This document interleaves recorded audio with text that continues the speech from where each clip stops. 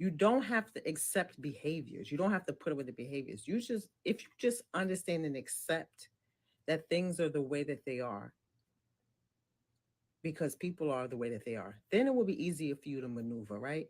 So I spoke about, you know, men being weak to women. All men have a soft spot for women, all of them. And so a woman on TikTok asks, well, if they do, why do they, abuse us and do things to us that clearly show that they may not value us or whatever, right? And it's because women want so badly to love men and to change men, right? Women don't know what love is either, right? They talk about men don't know what love is. Women think love is giving of oneself unconditionally, right? Women don't know how to love people. They know how to obsess over people, control people, allow people to run over them, right? Everything that has nothing to do with love, right? And so they expect that from other people. Instead of just accepting people for who they are and dealing with them accordingly, women want to change people. This is why they will stay in situations that don't benefit them or are harmful to them. This is why women will say, I hate women and I'm mean to women, but won't remove themselves from my space, right? Because if you really believe that, why are you here, right?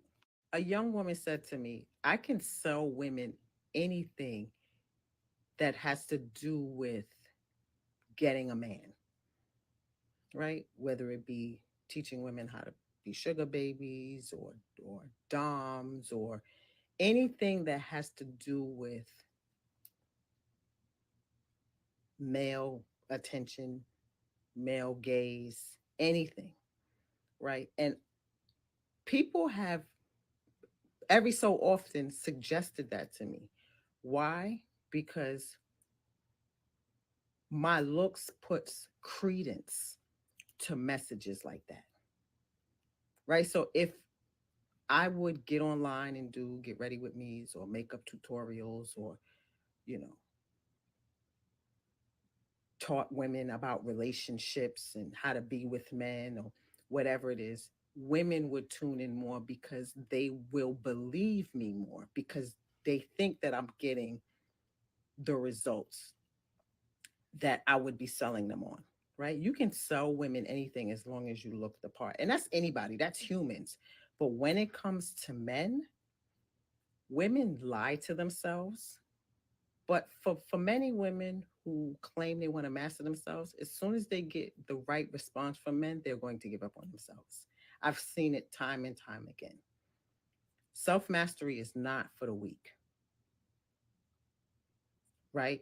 And so I understand what my appearance does to people. I understand that men may dismiss what I say or don't take it too seriously or allow me to talk shit because I'm conventionally attractive, right? I understand pretty privilege. I don't intentionally use it, but it is offered to me. I'm not under any delusion that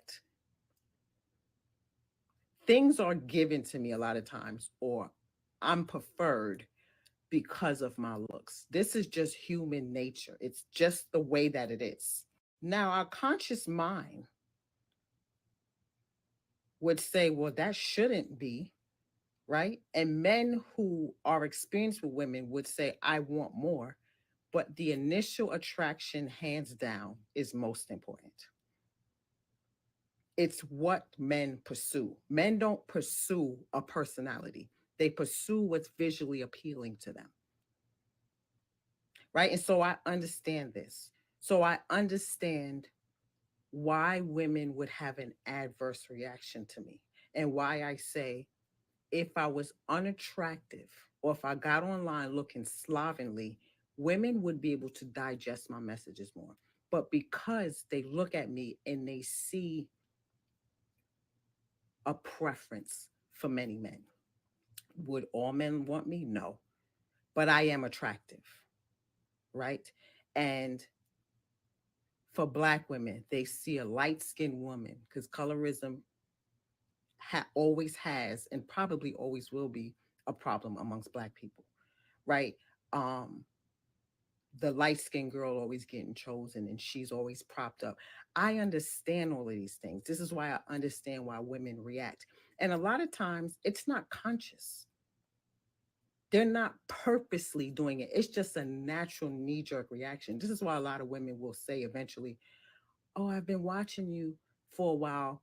It's because they really didn't like me, or they didn't know how to receive me, or they heard some things that made them come to terms with, I'm not a threat to them. But if I got online popping shit about, you know, having rich men and being prettier than everyone, and women would give me hell, right? But because my messages are different, many of them will sit and listen. We don't like to hear stuff like that, but it's the truth. And because people don't want to accept the truth and they will try to dismiss what is, trying to be more evolved when you can be more evolved, but you still got to accept people are going to have carnal desires. Men are going to look at what's attractive. Women are also visual. Men are not the only visual ones. This is why women will sit and pick me apart or pick any woman apart online that they think is attractive. Right. And so this is why I don't talk about certain things. I'm very careful when it comes to looks and certain aesthetics. Not that I'm trying to not be how I am because I love beauty and all the things. It's just not that important to me to mix in with my messages. I'm here for women to actually assume power, right? I look how I look. It is what it is, right? And people are going to receive it how they receive it. Men will give me an opportunity and hear me out just because they like the way I look. This is life. It's the way that it is. And I'm not blind to it. And I'm not going to act like because it may not be right or may not, it shouldn't be something we accept. It is what it is, right? And all I'm saying is when you accept what is, life is so much easier because then you'll understand that's why things are, right? She got this because of that. I see things done for women and I look at the women and I could tell why a man would do something for her. I ain't mad at it. It is what it is. Now, looks, attractiveness, being a preference and all these things, they don't have staying power. And what I'm teaching women is staying power, right? So to teach women, beauty and aesthetics, and yeah, that's important, sure. When you look good, you feel good. But to put everything on that, you're going to be chasing something that you're never going to be able to reach. What I teach is staying power. Yes, look good, look your best, take care of yourself, learn personal hygiene, all these things that are important.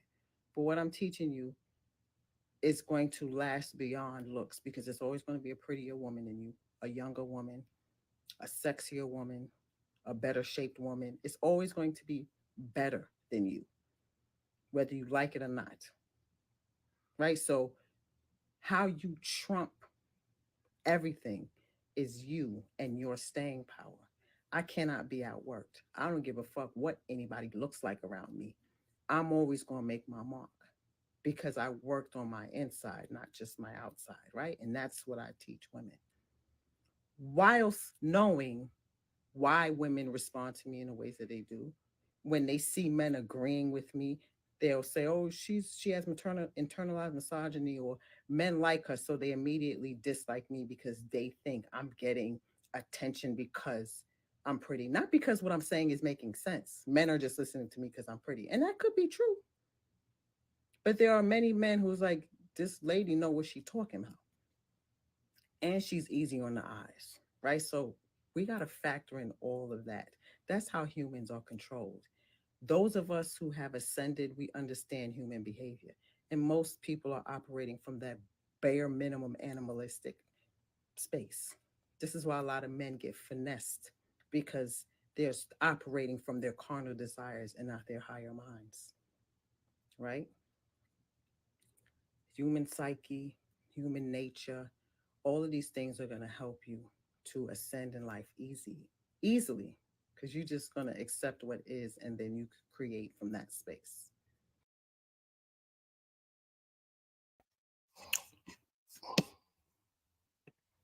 Wasn't that the biggest load of mumbo jumbo I ever heard in my whole entire life? What the fuck, Serpent? What's going on, man?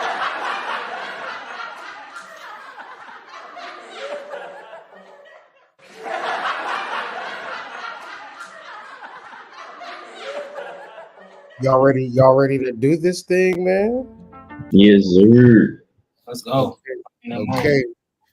All right, we back, man. The number one spiritual podcast on the internet. We are the initiates for the flame, and we here with another podcast. Now, I'm gonna let my friends introduce themselves, but I just got a question. I just got a quick question. What's the difference between your nature as a man and female attractiveness? Is there a separation?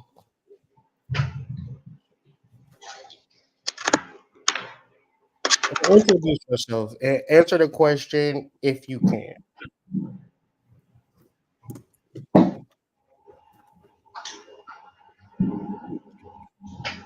I don't give a fuck. You can blame me all you want.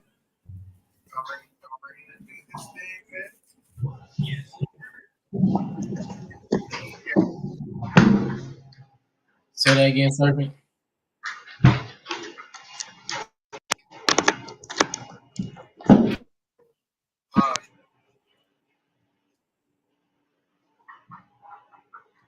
Can you hear me? Can you hear me?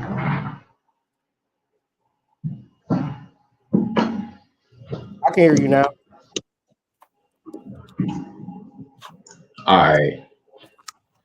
That was kind of low. But what was your question? Your nature as a man and Attractiveness, like, does your nature respond entirely based upon sexual attraction? Like, do you only recognize your nature when there's a pretty girl around? And then if there's no pretty girl around, does your nature like go somewhere and hide?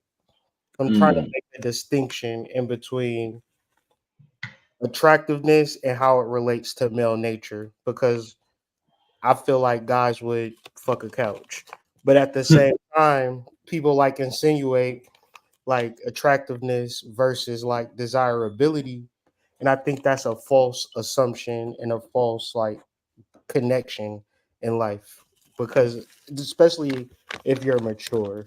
Like if you mature, not to say you want to like a wildebeest, but you more into like girls that's going to be in a spiritual alignment with you or some sort, or mental or emotional alignment, like all day long. Like if you just had like a beautiful girl that was just like doing bullshit, would you love her still? Like, would you just want to fuck with her because she just so pretty? mm. That's mindset for niggas. Just wondering. um, I would say I don't just experience my nature when there's an attractive woman, but I can say that um coming up in this world, you know what I mean? Like seeing a pretty woman, I'll be wanting to talk to her, you know what I mean? Hmm. Based off of what my preferences are, what type of women I like, physically. It'll make me want to speak to them. But sometimes like, dang girl, you dumb as a doorknob. You know what I mean? You cute though, but I don't need to talk to you anymore. So I would say that if that answers your question somewhat. Um Where can they find you on IG? Jabriji, JABRIJI. I'll put it in the chat.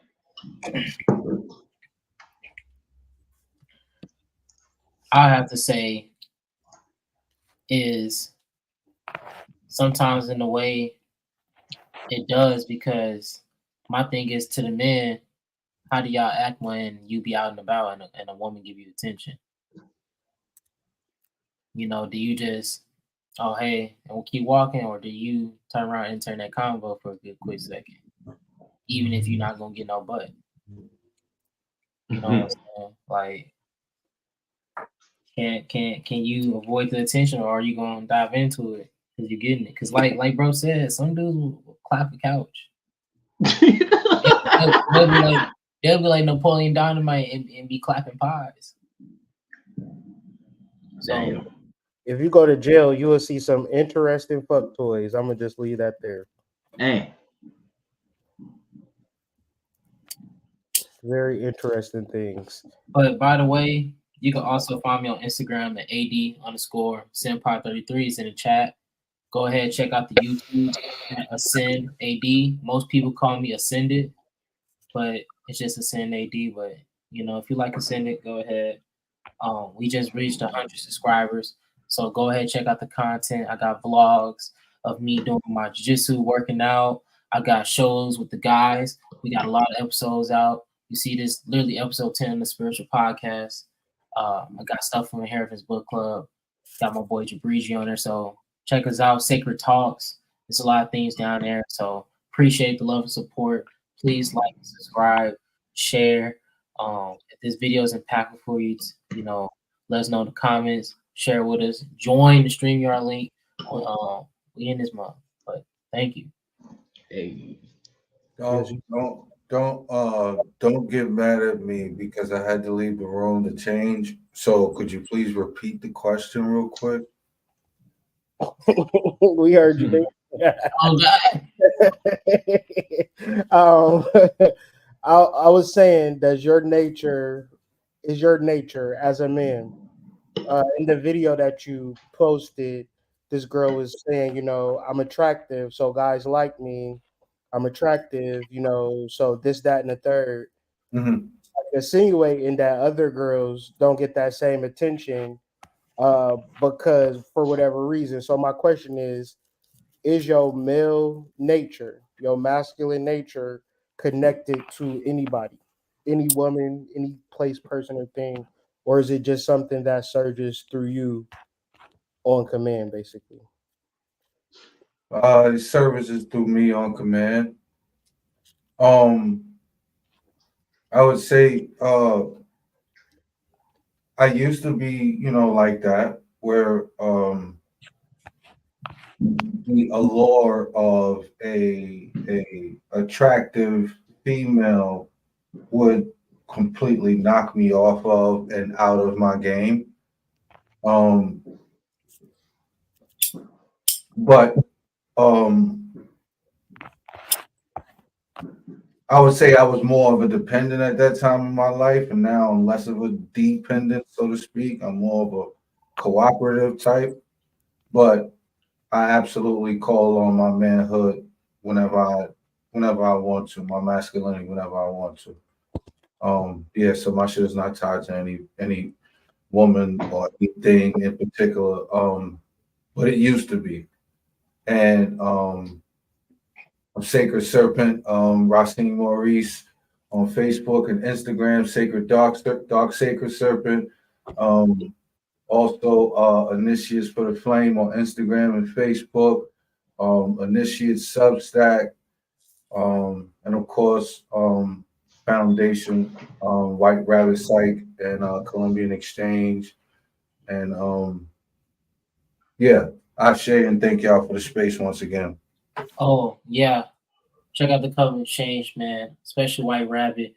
You can go ahead, go down on my page and tap into the referral link and open up your mind to microdosing, man. And you might get some nice shirts like this. And you can save a lot of money, so that's always a plus. And you might save a life or two. Save a life or two. This shit is real. Really? Yeah, and get the free psychedelic journal too. Download it manually once you get on the website. It's getting realer and realer, man. But with that being said, Which direction do y'all want to go? Do y'all want to get into the spiritual side of things or the relationship side of things? I personally will vote for dealing with the spiritual side, but then y'all could see. We'll follow your lead, big dog. Yeah, I would say spiritual. Yeah, Yeah. we'll follow your lead, big dog. So this conversation is going to start off. I'm gonna let Jabriz kind of lead the convo though, as we are like breaking down some mysteries. It just tell me at what point you want me to switch the slide or just like garner feedback whenever you want to. But this picture, let me get rid of this banner. You might want to screenshot this picture, crop it, and study it, understand it, and overstand it. Because, you know, when you study astrology, you're not always studying the stars. More likely, you're studying yourself because you are a star being. So the codes are found in the astrology, but you have to learn how to relate and decode the codes. So the code that we're going to be dealing with today is the code of Aquarius, the age of Aquarius, and how it relates to people in this day and age. So go ahead, Jabri, and outline the conversation, and we got your back. Sure. Thank you. Mhm. Thank you for the intro, brother. No, Mhm. but so the topic of today is the energy of Aquarius, and I want to start it off by mentioning that the body is an altar, and Aquarius is one of many energies that reside within us.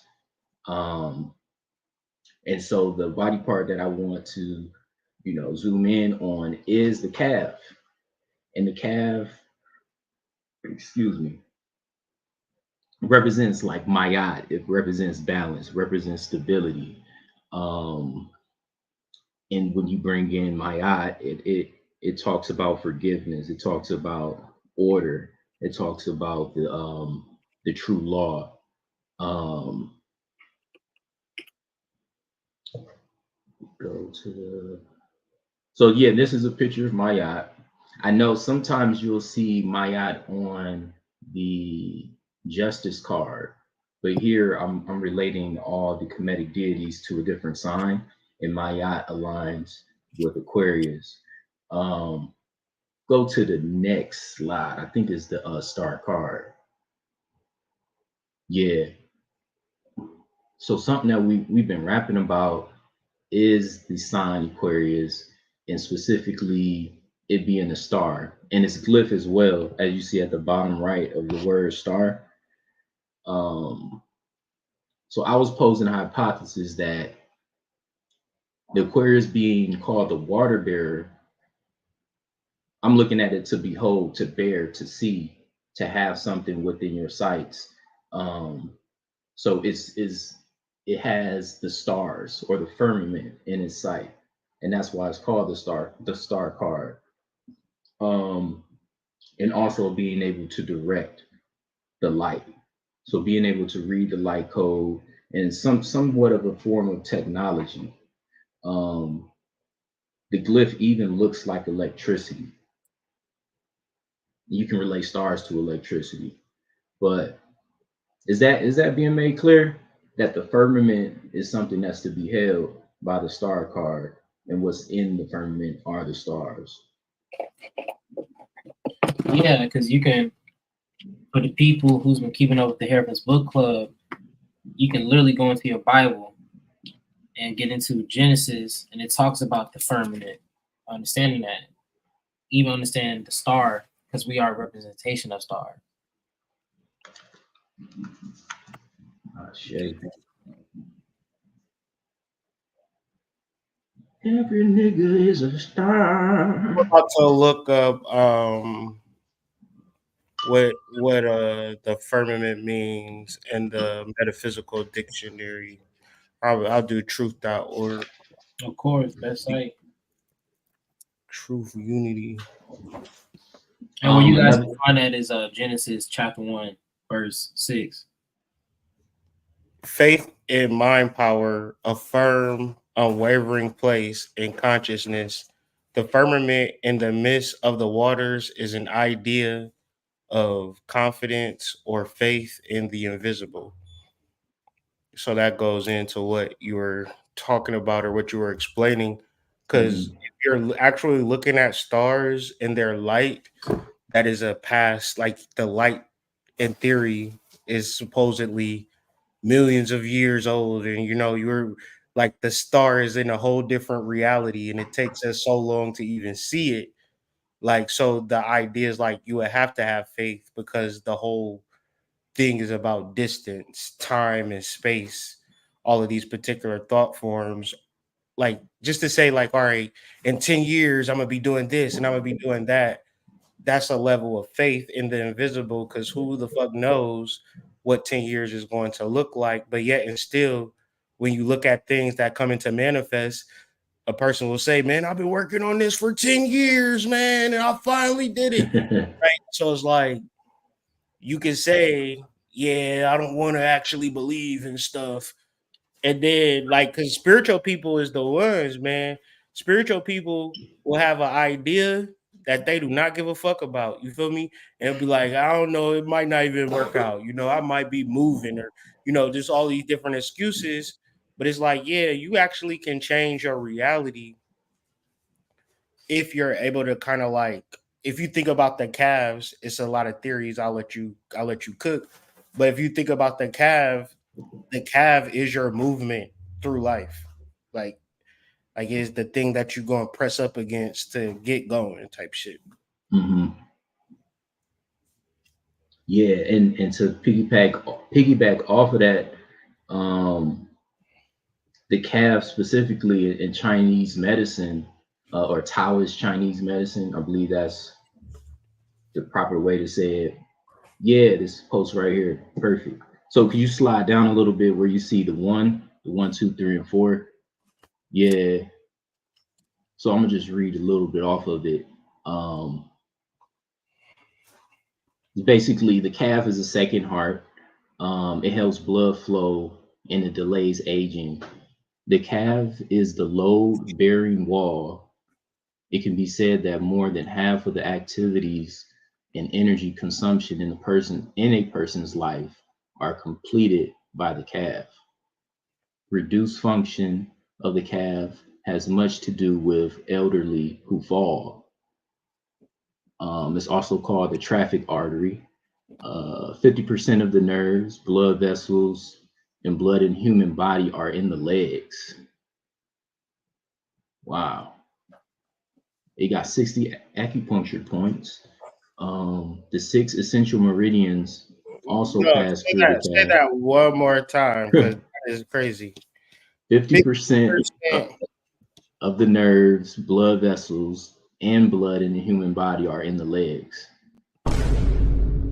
That's tremendous. That's crazy. That don't even make sense in my brain right now that you said it. Like, Yeah. I mean, when you like really trying to like see it from a spiritual standpoint, and we think about our testosterone, most of our testosterone sits in our lower body. So it's like we're trying to raise it upward. Mhm. And then honestly, a lot of times Right. when you're in the Right. gym, they'll tell you to work out. And when you're done, like when you're doing chest day, when you finish chest day, they'll tell you do like a set of legs and then push all that testosterone up. Mm. You know, that That's that the that key. actually makes a lot of sense to me, in the fact that it's so fucking difficult for a nigga to win the battle with his animal nature, right? So all of that shit, think about when the blood leaves the brain, right? And it goes to the second head, right? So all of the blood is down there below your waist, right? Yeah. So it's no wonder it's so fucking difficult to tame that fucking beast, right? Like everything is fucking down there at that point. Mhm. Like, yeah, it makes perfect sense to me. And it could be that your blood or your chi, representing like where your consciousness is. Although conscious have no locality, you still got your consciousness, most of your life force down in your legs, like Serpent saying. So you're gonna have below the waist urges. You know what I mean? You're not gonna be thinking about heavenly urges per se. You know what I mean? Just Yeah, like use those analogy. urges are just more intense, probably. You know, Mhm. they're And more Breeze, pronounced. Like, you know, I'm a Sag, so like we control the legs. Like I think those are my strongest fucking features, my legs. Like literally, like I do a lot of fucking lifting with my legs. I do a lot of walking. So yeah. I and don't know. Breeze, you remember our convo about when we was like chatting and we was talking about how you get those urges and like really they gonna be gone within like 30, 20 minutes. Yeah, it's fleeting because it's like you still have a circulatory system. Oh, hood. That's the cue, the circulatory system.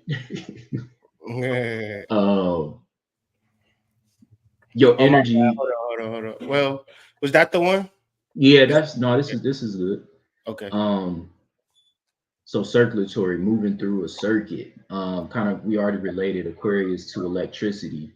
You know, it's glyphs looking like that, and I mean we're gonna get to it, but it also relates to technology. But circulatory, moving through a circuit of blood, or directly from Latin, form a circle, circulatory system. So what I'm getting from that is that if you're conscious of how your energy is kind of in the circuitry of your blood work, put it like that, and understanding that it's a certain flow and it's a certain cycle can help you as far as like circling your energy. So what I mean by that is being able to pull energy down your back and let it flow up your front meridian. Um, Kind of like what Montauk Chia says with the microcosmic orbit. And to backboard off that, bro, like, and to raise that, right? Because a lot of people, when they speak about semen retention raises energy, you know, most people think, okay, don't release a nut, and it's like in a way, yes, but it's practices that come along with that, like Kegel exercises. Doing those is a one way of raising your energy. Even just focus on your lower pelvis. So it's techniques that you can do even with your partner to raise his energy. So I just feel like people overlook that. Let me add to that. Like, say Root for chakra lock. Root chakra lock. yeah. I would say Mula like Bandha. doing the energy work, like such as like meditating or any reference to spiritual work that you can name, is gonna hit harder when you're doing semen retention work. Just name it. It's like, so the energy, like when I think of like circulatory system, I don't know if y'all ever seen that like spiritual picture where it might be like a yoga and it's like this circle around the dude and he's like breathing, and it's like when you breathe in and you breathe out in equal measure. You got a left foot and a right foot. No nigga just says, you know what, I'm gonna just walk left foot only. Like nobody says that. Like niggas never say, I'm gonna just inhale from now on, bro. Like I'm done with the exhale. Like think how powerful the duality, how necessary the duality is, and then think about like the mental state of people where they're just literally trying to be one thing. Like not necessarily like you can focus on one goal. I'm not talking about that, but like just trying to be good. You know what I mean? And it's like, that's Yeah. not how none of this shit even is set up to be. Like you got a left foot and a right foot, and you utilize them both, and you can't even like get outside of that. Like it's just so crazy to think to me. And that fits with the whole understanding of the calf being sort of like a fucking conductor of the legs and shit, because everything seems to pass through that thing. And what did they say is the thing that leads to the elderly falling is the inactivity of that. Yeah. So if you're not using that calf every day, then them legs get weak. Mm-hmm. So it all fits. Motherfuckers don't walk. Let's keep it a buck 1,000. Mhm. Niggas Mhm. do not be walking. They go to the car, get in the car, drive to work, go to work, sit at Sit the down office, at work. and be put for a good 8 of them. Get back in the car, drive home, walk in the house, lay down. Like it's on a 10-year cycle of that. You feel me? Or they sitting in front of the podcast shit or the gaming shit for 5, 6, 7 hours at night before they go to bed. Either way, Not they still walking. sitting down. Niggas is not walking, bro. Niggas is not walking. Like, think about how crazy that is in reference to like technology in the body and how good motherfuckers got you with that motherfucking TV 70 years ago. Like, oh, The we got TV is the new altar. niggas. Yeah. Like, Yeah, we have too many cars and niggas refuse to walk. That's crazy work right there. nah, niggas will not walk in 2024. Niggas will not walk.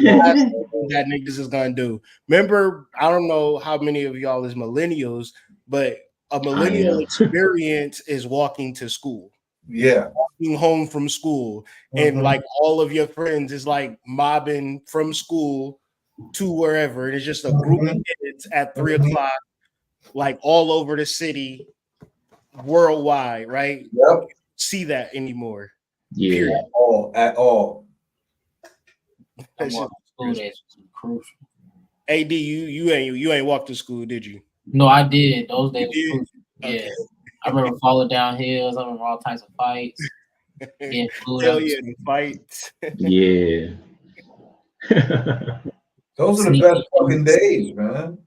Those was good days. You would actually go home like, man, life couldn't be better than this day. Like, I remember just being at my ultimate hormonal high, like walking from school. The report card, the girl said, "Hi, Kyrie." You just like on something else, like Yeah. They used to tell us if we wanted to fight, we had to go home first. Nigga just strong for no reason. He just big and strong for no reason. That young strength too. That got milk strength. Like just up active all day. But then when we get older, I think like the stagnancy sets. But I'm off that shit. Really, like I want to engage my vessel as much as possible. You know, I don't really like the fact of like, because if we wasn't about to do this live, I was about to do some jump rope. I'm still going jump rope after this live, but I'm just like, fuck that. Like, I don't understand like sitting down really, but I guess like the Saturn and Aquarius energy, where Saturn is exalted in Aquarius, like it doesn't matter. Like I just been so caught up in like fitness and moving and being on a treadmill and things of that nature. So it's like that's what actually feels good. Like getting stronger, like as far as like jogging, not losing breath, like all of that shit is just like amazing to me. But I just see it as like, damn. They say like once you turn 30, you don't even sprint no more. Like 96% of the people don't sprint past the age of 30. But I'm just trying to figure out what the fuck was y'all niggas doing in y'all 20s that had y'all running fast. But yeah, there's that question. That's why. But I mean, shit, playing sports, man. Like true. I didn't have sports, bro. Collegiate sports. Yeah, or going on dummy missions, walking to a girl house across town. Yeah, getting lost in a bad neighborhood. They'll be like, how he broke and got no car? They be like, how he broke and got no car, but he still cheap. Maybe he cheap. And it's like your legs represent your ability. Your legs represent your will. You know what I mean? Like I'm gonna go get it. I'm gonna go do it. You got to use your legs in any type of manifestation work. You know, is you sit down and think of it, but you use your legs to go ahead and make that happen. Part of the leg work too is the grounding work. Like when you really think about that Saturn and Aquarius, like are you grounding too with your legs? Yeah. Root chakra. But any electrical object, in order to work, it has to be grounded, or else it wouldn't. So in reference to us being electrical star beings, Aquarius, star, every man, every woman is a star. There's certain technologies that come online once you actively ground. And we live in a cityscape, most of us, where we have these 90-degree angles and straight lines, which kind of take us out of our element.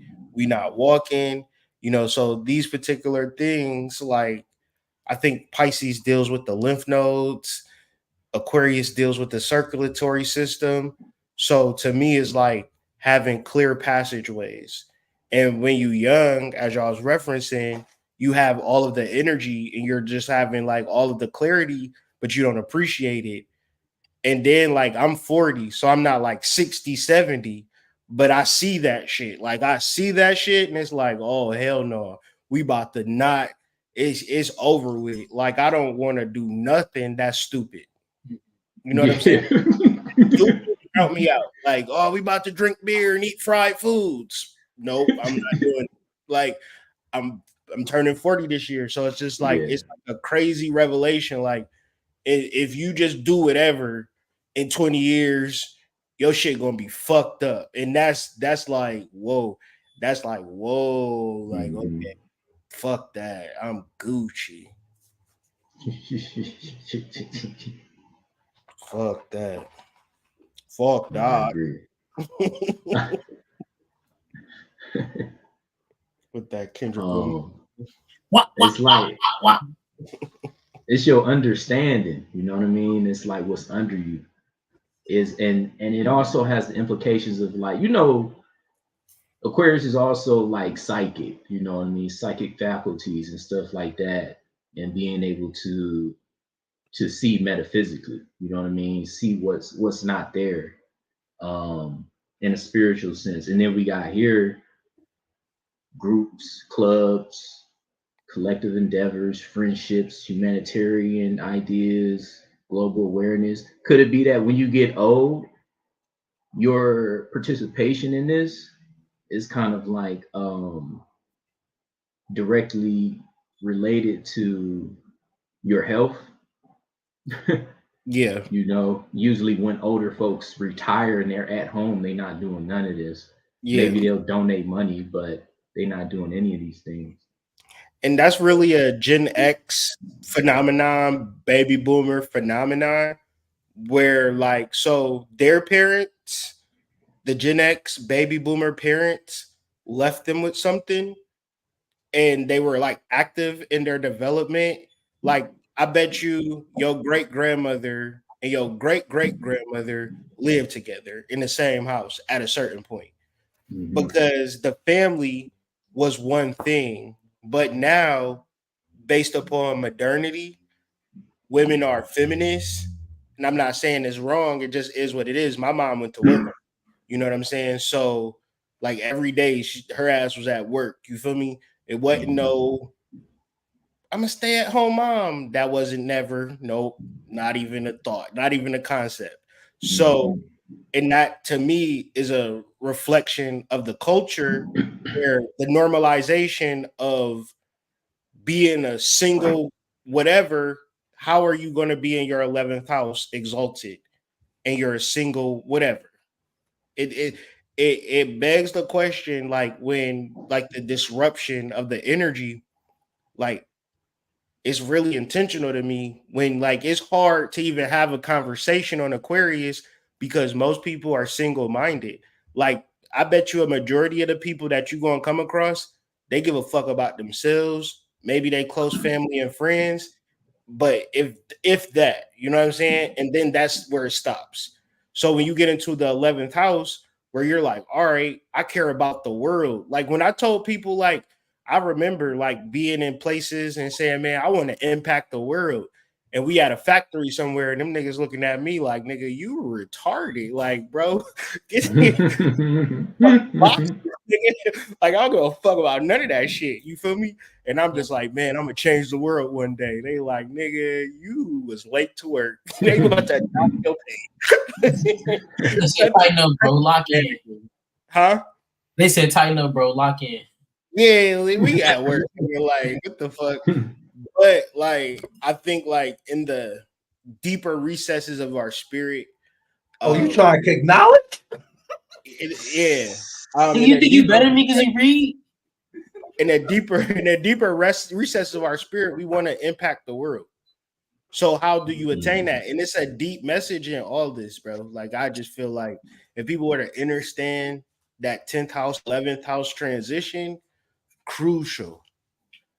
It's a Nah, difference. It looks the same, but it's completely two different things. But it's a necessary reality that we could, as millennials and Gen Zs, like actually put shit right in a proper perspective because we the generation that's actually studying charts.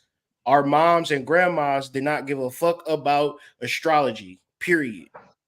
Not, not nothing about it. We the ones that studying it, and I think it's probably for this reason, so we could kind of move into that 9th, 10th, 11th, and 12th house of awareness in life because we got the sex down pat, guys. That 8th house, we got it covered, guys. We got Pornhub, X videos, X hamster. Like we got the 8th house covered, right? Now we can kind of get into some deeper understandings, if you know what I mean. Yeah, no, for sure. For sure. Shut the fuck up. I'm pretty sure that 8th house is just good to go. yeah, just know if you got any planets in this 11th house, goddamn, yeah, if you got any planets in your 11th or 10th house, just know, man, like you're gonna have this strong, deep sense of purpose. What y'all got in y'all 11th houses? I got the sun in mine. I got the sun in mind along with Mercury. We world changers, AD. Hey, bro. One step What at a time. about Jabriz and Serpent? What's in y'all 11th house? I'm about to look at my chart right now. I should know this off the top. Oh, in my 11th house, I have hold on. I have Leo in my 11th house. Okay, that's I got Jupiter, See, and Leo. man. He said he got a sword really doing shit with the community. That's why you in the positions that you in right now, though. If you really think about it, Yeah, you probably started like the first ever spiritual bioengineering chemical plant coming out with potions, but it's scientifically sound and shit. Like niggas giving nutrition facts like love me oil, like but it's nutritionally sound and it's like actually working. It's scientifically proven through pheromones that if you put on this prosperity oil. no, But really. when you think about that though, like Oh, that's so fucking funny to think about. Go ahead. the deep spiritual science though that like this house activates though. Mm-hmm. Because the deacons that cover it, The 5, 6, and 7 is swords. yeah, 5, 6, 7 swords. I was trying to find my chart. I was going to show the people.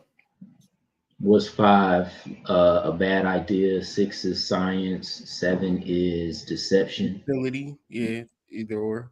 Yeah, Somebody- no, that 6 is science though because like it represents a fencing, you know. And when they bring up fencing in the 6 of swords, they're trying to have you understand that the adaptation and different forms and different moves that you have to take to understand different formalities and formulas.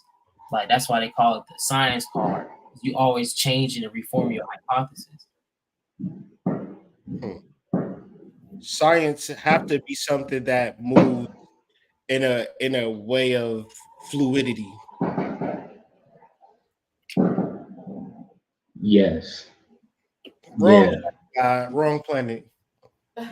We were supposed to do something else. Yeah.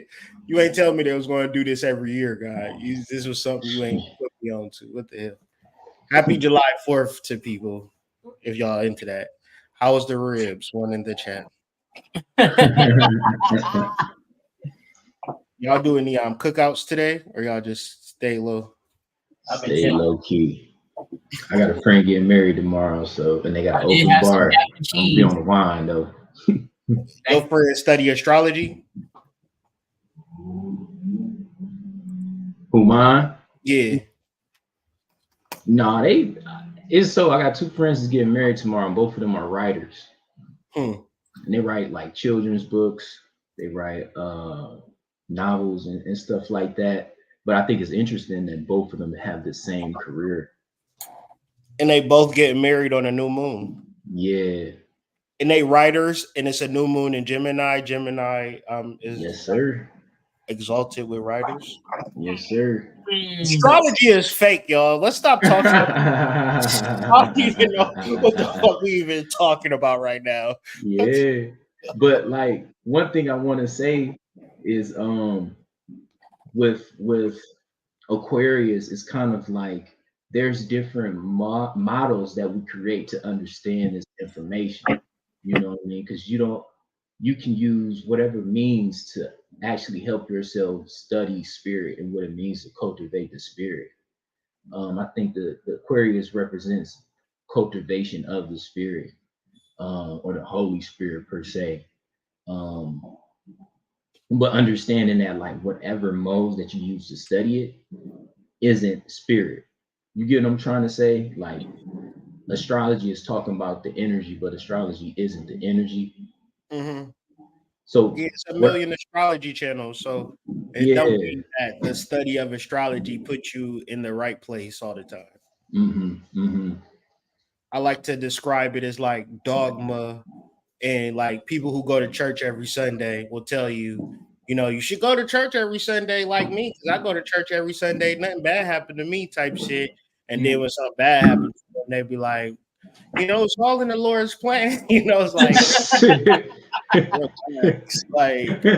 you know, like it's all about having that personal relationship, because that's all we really truly have, our own understanding. And you can do all of the dogma shit, take an astrology course. It probably ain't going to mean shit at the end of the day, but that's neither here nor there. For sure.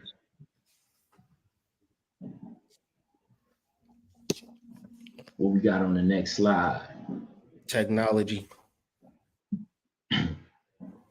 Okay, so the reason I thought about, you know, putting this in here, let me just read some of it. A discourse on treaties on an art or the arts. Systematic treatment of an art, craft, or technique. Art, skill, craft, and work, method, system. In art, a system or method of making or doing. To weave. Wow. Mhm. That means tantra. Technology is tantra. To fabricate. It's almost like the ology of tantra, tantrology. Yeah. What is that? Tekken stone. Tantraology. Man, that's deep. And then I mean, look at a car engine. So I worked in a car engine plant, and I actually got to see up close how they were made and assembled and stuff like that. And it's an actual art to it. You know, just looking inside of an engine and seeing all the different channels where you have the combustion happening. It made me think of a circulatory system. It's a whole system where oil, water, and gasoline flow through it, and they never pass each other, just like your blood and your lymphatic system. You know, your nerves. Your nerves. You have all these systems. You know, but to me, it seems like technology and tantra is a fine tuning of that technology. You know, so it's kind of like spiritualizing matter. Is working on that physical to the point where it's easier for you to meditate per se. You know, it's easier for you to ground your energy. It's easier for you to read people auras, you know, and take direction from your divinely aligned ancestors. Because the first technology is a physical body. You know, a lot of, you know, the interstate and the highway and the maps, it's certain parts of your biology, how your nerve endings separate, and it looks like the way cities are built. You know, I think that's really interesting though. technology being something that's a fine-tuned tantra. Mhm. It's an interesting concept indeed, because I think in reference to the conversation that we're having, it's like via technology. So I always think that it's like extremely interesting how I can make money from technology. Right. I think that's like crazy to me, because otherwise, like before technology, you know, like it's so many different opportunities and ways to, get your point across via technology, that I think that people within like the normalcy of education, how you go to school and you learn English, math, whatever. I really think like technology should be a course, because it's that vital for your connection in this world. Like if you don't know technology, I mean, it would be cool, I assume, but it's also like the matrix is locked down, and you can utilize technology to free yourself from the matrix if you are savvy enough. So once again, you got to create a method, you got to develop a system, and it's an art. If you really think about it, like just think of like social media profile. It's people that you don't know, and it's people that you'll see tomorrow that got 1 million followers. You're just gonna be scrolling up like, oh, this nigga got 1 million followers. Who is he? Right? You're gonna see that, but guaranteed they cultivated their social media following. At some point, you like not like I don't give a fuck about nothing in life, but in reference to your overall method and your implementation, like I was talking to you about AD in the Discord, like create energy around your videos. Act like it's a nigga coming in on tour, about to do a big show, and you about to do a video under that aspect. So people would just be like, they might not watch it, or 10 people might watch it, or 100 people might watch it. But if you consistently show up with energy, people will be like, damn, why is this nigga so excited? Let me see what the fuck is, you know what I'm saying? Why is he so consistent, and why is he so excited? Like, and after you cultivate it, like it's just gonna work like compound interest. The more people, the more access that you have and more opportunity. But I think like utilizing technology as opposed to like hating it, not understanding it, or just being on it to play games, I think that's a real shame. I mean, you hear them talking in the background.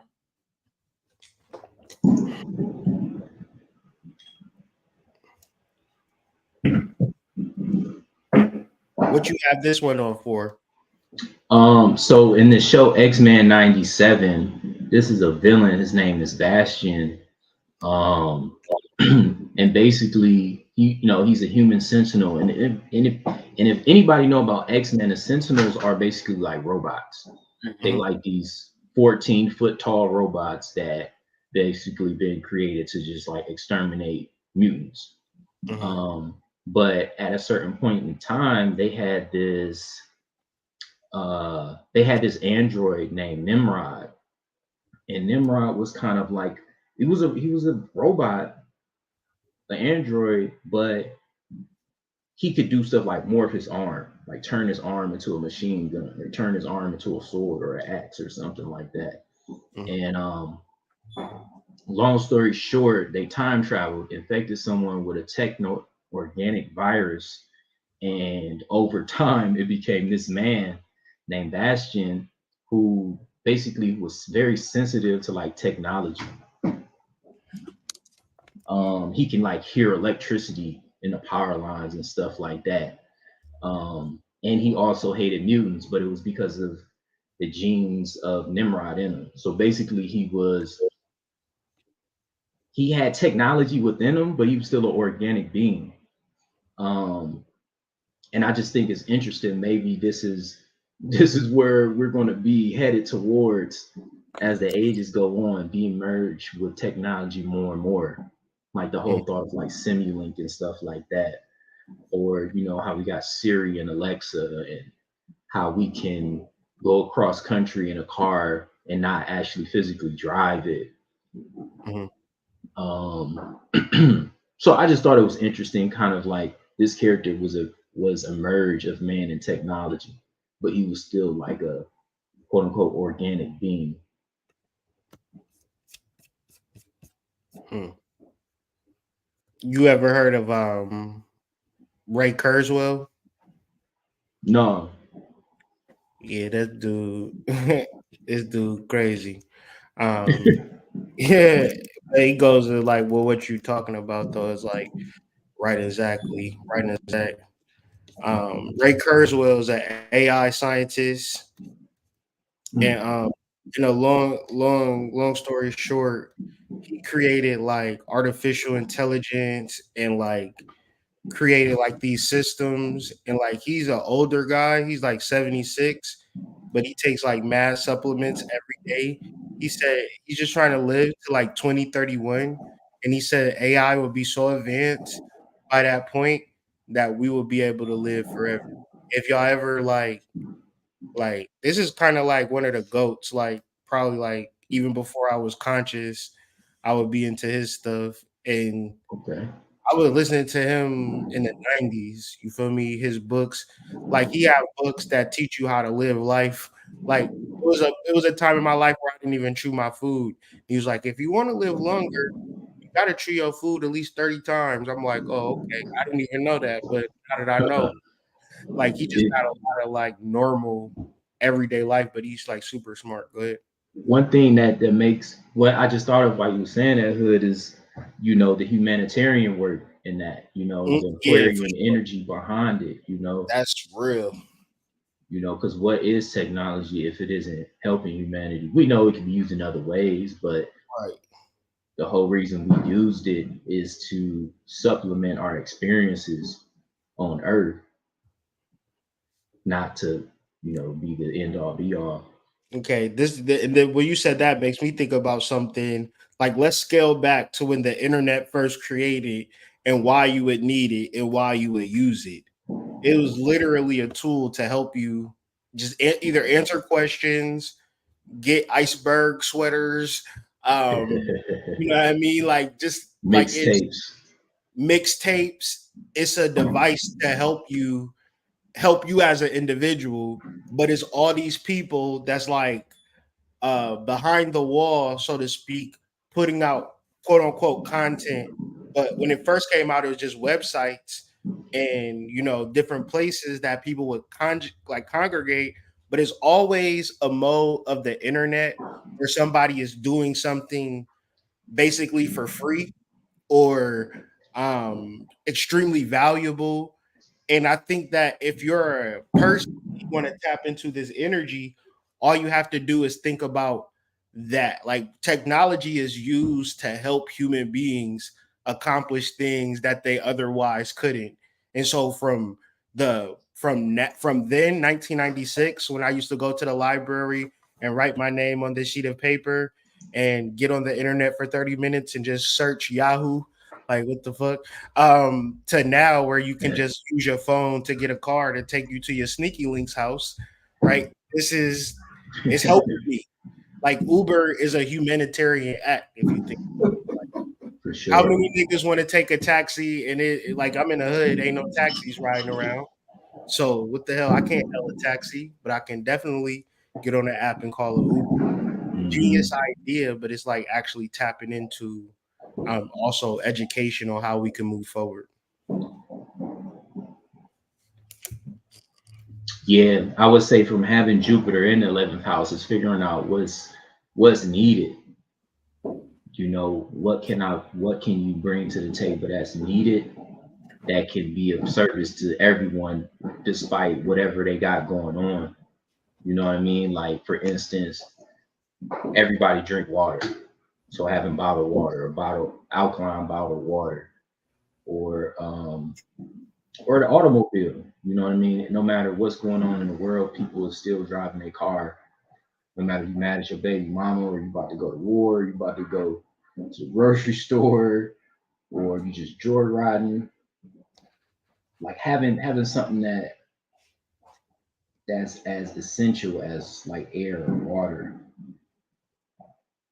or something that affects humanity on those type of levels. Mhm. Indeed. Ashe. Or like the telephone, you know, That helps people. or GPS, you Mhm. know, things like that. All of these things Ovens, are really And helpful. speaking, refrigerators, and speaking of refrigerators, apps, nigga. and speaking of apps, if you want an app where you can really connect with a community, a spiritual community, and people like think of this, man. How many people go to the gym or start a diet and they have a hard time being consistent? Well, what if I told you there's other people like you that's trying to work with you?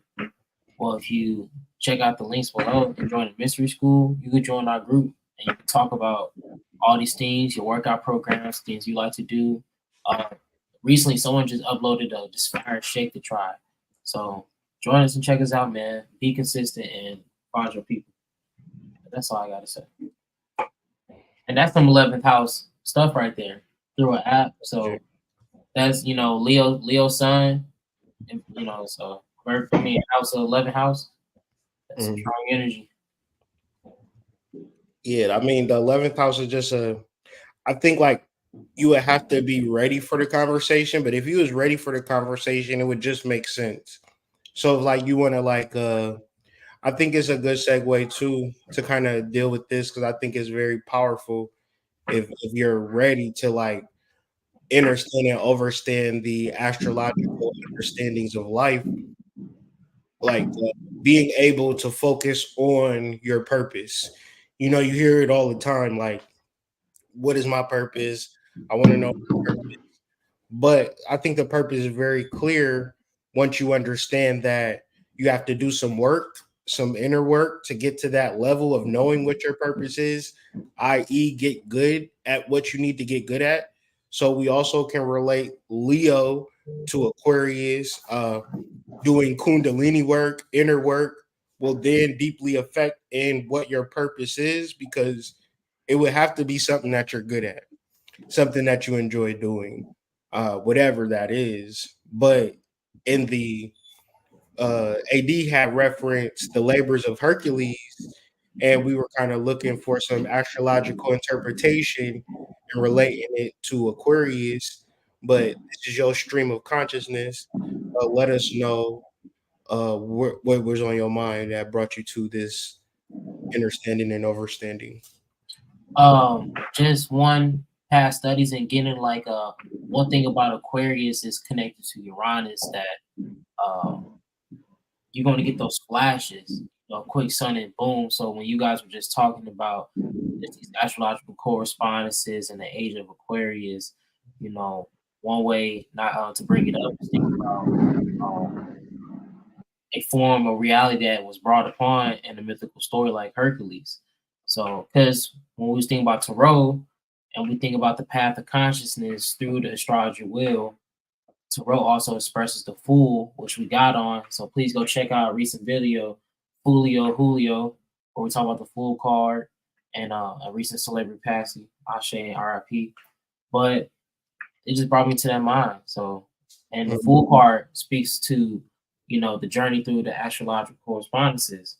And I thought about Hercules because that's one thing that relates to the fool card. It's Hercules Charles, the zodiac.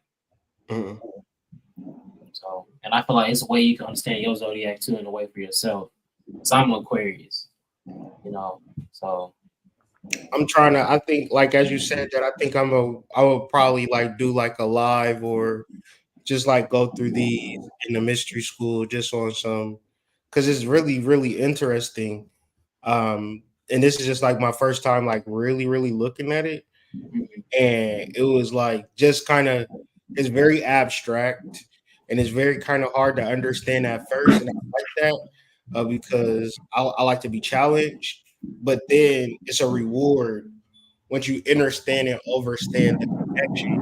It gives you such a clarity on the sign of Aquarius that I feel like it shouldn't be going unsaid or unnoted. So I guess a quick summary because It's a lot to read through, and we're not about to do that. Hercules, he's going through the trials, and he just ascended through Capricorn, and like he's the man, right? But now he has to go to the valley and basically figure out a way to clean up some shit. Literally, I can find the word dung in here. Yeah, so dung, that's boo boo. That he's got to clean up, right? He got to, and so what he does, he goes to two rivers, and he has a flash. The answer to his problem flashed upon his mind. So a lot of times I tell people, if it's hard for you, it's difficult for you, spend time in nature. If it's really hard, spend at least 2 hours in nature so your brain can actually forget that you living in a city for a little bit, and then the ideas will just come. So Hercules does this, and then he figures out a solution, and he cleans the shit up. And so once he goes to the king, right? The king, he's like, all right, I did it. The king is like, I don't care. I ain't giving you shit. Go back up to wherever you came from. Like, it's over with. So that's a hard story to wrap your mind around. But when you think about the person that created the internet, do you give him $5 and tell him thank you? I appreciate all the work that you've done. More than likely, the creator of the things that you use, notice and unrewarded. But when you are in your purpose, you're not in your purpose for a reward. But that's a deep message. That's a deep place to get to. Trigger warning. Your reward is that you can share your purpose.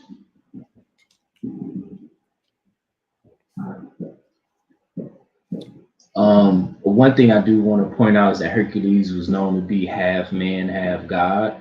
Mm-hmm. So you got that human being able to channel his soul energy. But it's just like it's kind of like, when Simba left Pride Rock and he came back, he had fun, he learned all this stuff, he got stronger, but he still had a portion of humanity to continue to take part in.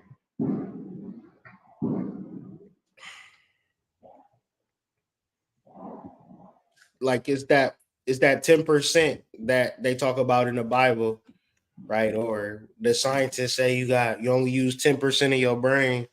It's like it's 10% of the ego material world, but there's also the 90% of the wisdom that has to be attained through the understanding and overstanding, going through the trials of the astrological will, because we are on earth, we are in this place, and these influences are real because it's get warmer when the sun is up. It gets colder when the sun is down. That's a clear influence of solar energy, right? So if there's other planets, then that also means that there's other energies that relate to us as wisdom, as knowledge, but we are in a world that is coming slowly into the fact that the 90% is much more powerful, and that 10% is like the servant, the part that you are just supposed to be helping people at. So a lot of I'm a son in the 11th house, and a lot of things clicked for me when I started a YouTube channel, but I wasn't like tweaking on the YouTube channel because I was always like in a situation where I was like, cool. But just at a personal level, just connecting to people, meeting people like just me just in a certain type of energy where it's like, okay, this is what I'm supposed to be doing. That it really helped me. You know what I'm saying? So that to me is like that 11th house being exalted in my chart, but in real life, I'm not even thinking that I can. I think I can, but I don't really know I can. I just want to. But then like my chart really confirms it. So then I have to put in the action to like align with that. But it can expand. I've been talking to people. I know people that have done some amazing things, and all it does is inspire me to say, like, I could do some shit like that too, but just like on some helping people shit. I only want to like help people and deal with the results of like high level assistance and understanding and overstanding of the energies so you can take it and apply it and live your best life. Ashe.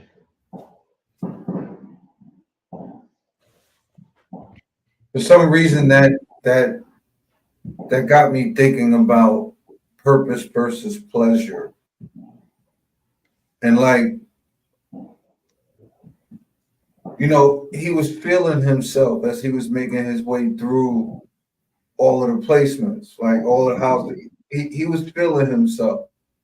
And he got to a point of supposed adversity, which really wasn't adversity, it was just a shitty ass job. And he got a flash of an idea that could fix his so-called problem, but it wasn't necessarily that the so-called problem needed to be fixed at all. So like he does what he does, and then he expects to be rewarded for, again, like, because he's been getting rewarded this whole way through, and now he wants more reward for doing what he really was supposed to do, when in actuality it was supposed to be about his purpose as opposed to the pleasure that he derives from whatever it is that he wanted to gain. Like, because the purpose is stuck within the drive, but the purpose is also tied to, like you said, the servant, as opposed to the accumulator, you know, the guy that just, you know, accumulates and gets things, right? Like the service part of it comes with the purpose. He sort of lost his purpose because it became about what he was gaining along the way as opposed to why he was actually going through it in the first place. If that makes sense. Yeah, that makes sense. It's like you could also be like emotionally thrown off, but you still did what you were supposed to do. Because it's like, damn, why I didn't get the money? Why I didn't get to this? Why I didn't get to that? And it's just like, because you wasn't supposed to. Yeah. Like that wasn't the goal. That made me think of you know, how people, when they first get into spirituality, that word you always hear is manifest. Yeah. Dream house, dream car, dream job, dream spouse, and stuff like that. And it's like that's not why we meditate, you know. No, because they keep going, big homie. Like they don't stop. You know what I'm saying? Like once you get the fly house, you want the fast car. Then once you get the fast car, you want to go on the expensive trips. And then once you go on the expensive trips, now you want to do it all over again, right? It doesn't stop, because none of those things actually end up fulfilling you in the first place. Mm-hmm. Unless you get to share that thing with a true loved one, right? A true partner that you built something with, right? But again, the accolades or those things that you accumulate are not the reason why you actually did it. Like those could be byproducts. Like, yeah. Indeed. we got some reactions. Let's get to the shits. Yeah.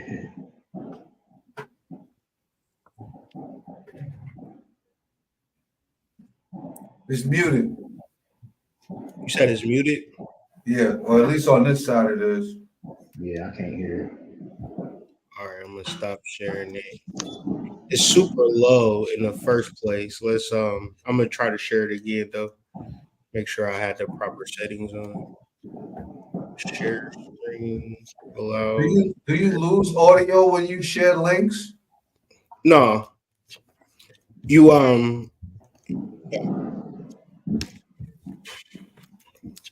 You playing through like 3 different channels though. let me know if y'all can hear it. It's low. Try to mute yourselves. Yeah, we can hear it. We can hear it. I can hear you.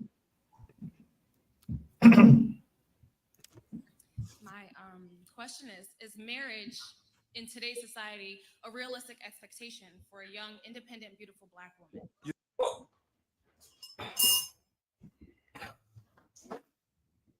Where the sound effects at? I don't even know. Okay, I got one. I'm trying to think. I wasn't thinking of a sound effect, but I got a perfect one for that. Can you make it louder? No, No. Okay. I can get it. Yeah. What do you mean by that? She says she independent, but she's still trying to get married. Yes. See, yes, absolutely. Yes, absolutely. He wanted to crack. Like yes, you can get married if you date. If you let me over. Have a problem with the identification. He didn't like the of idea. independent. I It just was have like- a problem with it. Like I was rocking with you. You was talking about the marriage being the expectations until you start turning it into a young, independent woman. Like The reason why I'm staying independent is because I've been able to provide my, my lifestyle for why was this myself. an issue? And I feel like every man that I pretty much have can't No, you don't come have to across, represent differently. they have a Young, independent problem woman. with me being a full-time boss, right? I work for myself, I make my own hours, but I work a lot. And a lot of men have a problem with that. There's some kind of like ego issue. Oh, she's working. Oh, she doesn't have time for me. No, but my job right now is priority. My life is priority, and I don't want to put that aside. Okay, So let's is go it- there. Can we? I just a brief moment. Cause why not talk facts with you right quick? Let's talk some semi-statistical shit. I only say semi because I don't have it in front of me and I don't want to misquote things for you. Americans, okay, so this is larger than just Black people, are getting married later.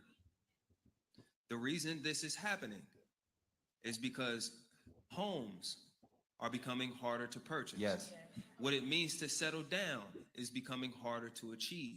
Yep. So when you look at who the onus is on to actually propose, to be settled, to be prepared to carry and sustain, it's on a man.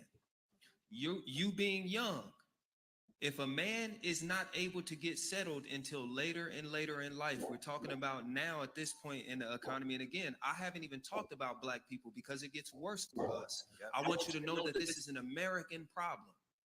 Most men are not able to now get settled in their lives financially until the late 30s to mid 40s. But don't Okay. Real quick, why do that matter in the context of the conversation? If we're talking about like marriage, you could get married at 18, 19, 20. Like why?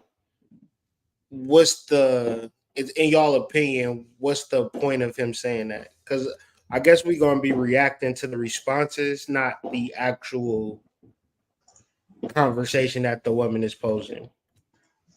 Is it that he think he isn't deserving if he don't have those certain things? Yeah, that's the sickness for me. Yeah, That's the sickness for me. If a That- nigga feel like he have to have anything to be in a relationship with a woman and it's biological and an innate, and you're gonna hold it against me on these like European standards, but Mhm. I'm pretty sure you done had sex before and had a boyfriend before and like kind of played around. But then when it comes to marriage, I gotta have all of these things. But then, like in the regular scheme of things, it's kind of just like whatever you attracted to. But then men then internalize that shit and think like, well, I gotta have a house and this and that before a girl can actually marry me. But like, what are we talking? Like, what are we talking about? It sounds quite honestly like he is trying to buffer the reasoning as to why there should be an excuse in place for why men don't necessarily have their shit together when women like herself are ready to do whatever. Like it sounds like he's trying to make an exception for the reality based on the numbers in a general term. But like you said, that's disease talk, right? Because you're speaking from a defeated place. You're speaking from a demoted place in theory, but it doesn't come across in theory if the wrong person is listening to him speak and follows him, right? Because it's going to be taken like, well, shit. The road is fucked up for me. I ain't got no choice, right? Like I ain't got no chance but to expect to have my shit together when I'm 45 years old, right? Like that's what I have to look forward to, and then I can think about being in a relationship. Oh man, it's the sick male ego that actually thinks that girls like him for his car and his house. Yeah, You're sick. You're sick. He's not even fantasizing. I hope my lover has his own house, like in his own car. We're gonna go off into heavenly bliss. I'm gonna be in his house, and it's gonna be so lovely. Oh my God, he has his own home. You like, dog. There's literally nothing you can have that a bitch would even feel like she'll be like impressed by, because she'll leave your ass. Like for whatever thing, she's like, oh, the sex is so good. All of that shit. Girls done said everything to me. The shit didn't work out. So what the fuck was the meaning? It's yours, daddy. Okay. Like whose is it now, sis? Like what is she talking about?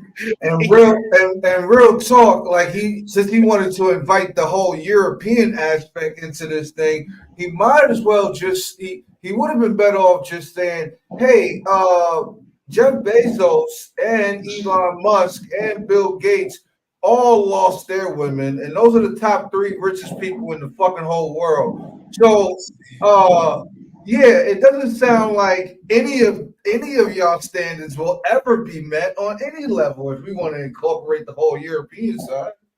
The male ego is a sick thing, man. It's a sick thing. Like dudes, like dudes would be on the internet, they'll DM a girl and be like, I want to lick your pussy up and down. And it'll be like, what do they think that the girl is gonna say? I've been waiting for that my whole life. Where you at, nigga?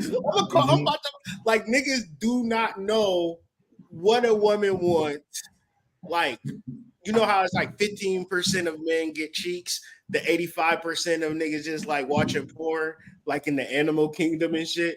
Well, I would feel like That's a fact. That's a fact. They don't even know what a woman is even looking for on an energetic, emotional level, that then they just replace, well, I'm gonna get my money up, get a nice car, and these hoes gonna be all on me, bro.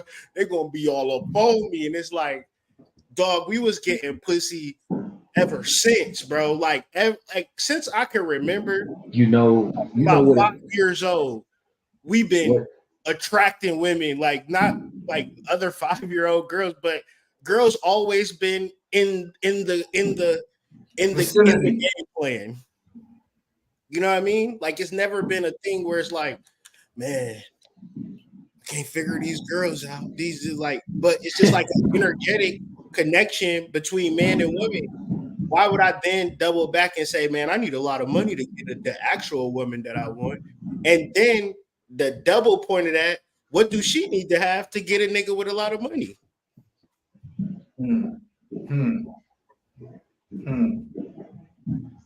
Like you doing all of this work, but what do you then ask her to have? Yeah, what are your requirements of her? I mean, but if it's not to impress women, it's to impress other men. Exactly. Oh, it's mainly to impress other men. Because the women don't sleep with you for that shit. You know, they're more hard pressed to sleep with you for your swag than for your drip, right? It's two guys, one with immaculate drip, and the other guy got on some Dockers, but he got a car and a house. You think she gonna turn down a nigga with 360 waves? Come on, man. No, 360 waves and a luscious dark beard with some Jabot, with some Italian fashion on. With a big ass Balenciaga bubble on. Whatever that is, yeah. She not turning that. She going. She's not turning that down, bro, because he dressed fly. Hood. You know what I'm saying? He might be on sofas right now, but he dressed fly. He look good. Let me burn the rose. That boy look good. Put on the dress shoes, the blue and white with the pull up. Man, I'm gonna get the I love your hand. Man. Yeah. All you gotta do is try a little bit. Just take off the wave cap before I go to work. Nah. Because I mean, one thing that I noticed growing up, you know, it was the people that was living like they was married that didn't have shit, and then you had all these successful people that couldn't get a good relationship or could not be happy, or it was just, you know, known to be promiscuous. But it'll be some regular people, not for the pageantry, but they together. You know what I mean? You know what I'm talking about. It's kids that we went to high school with that's married today with kids. You know what I mean? And doing good.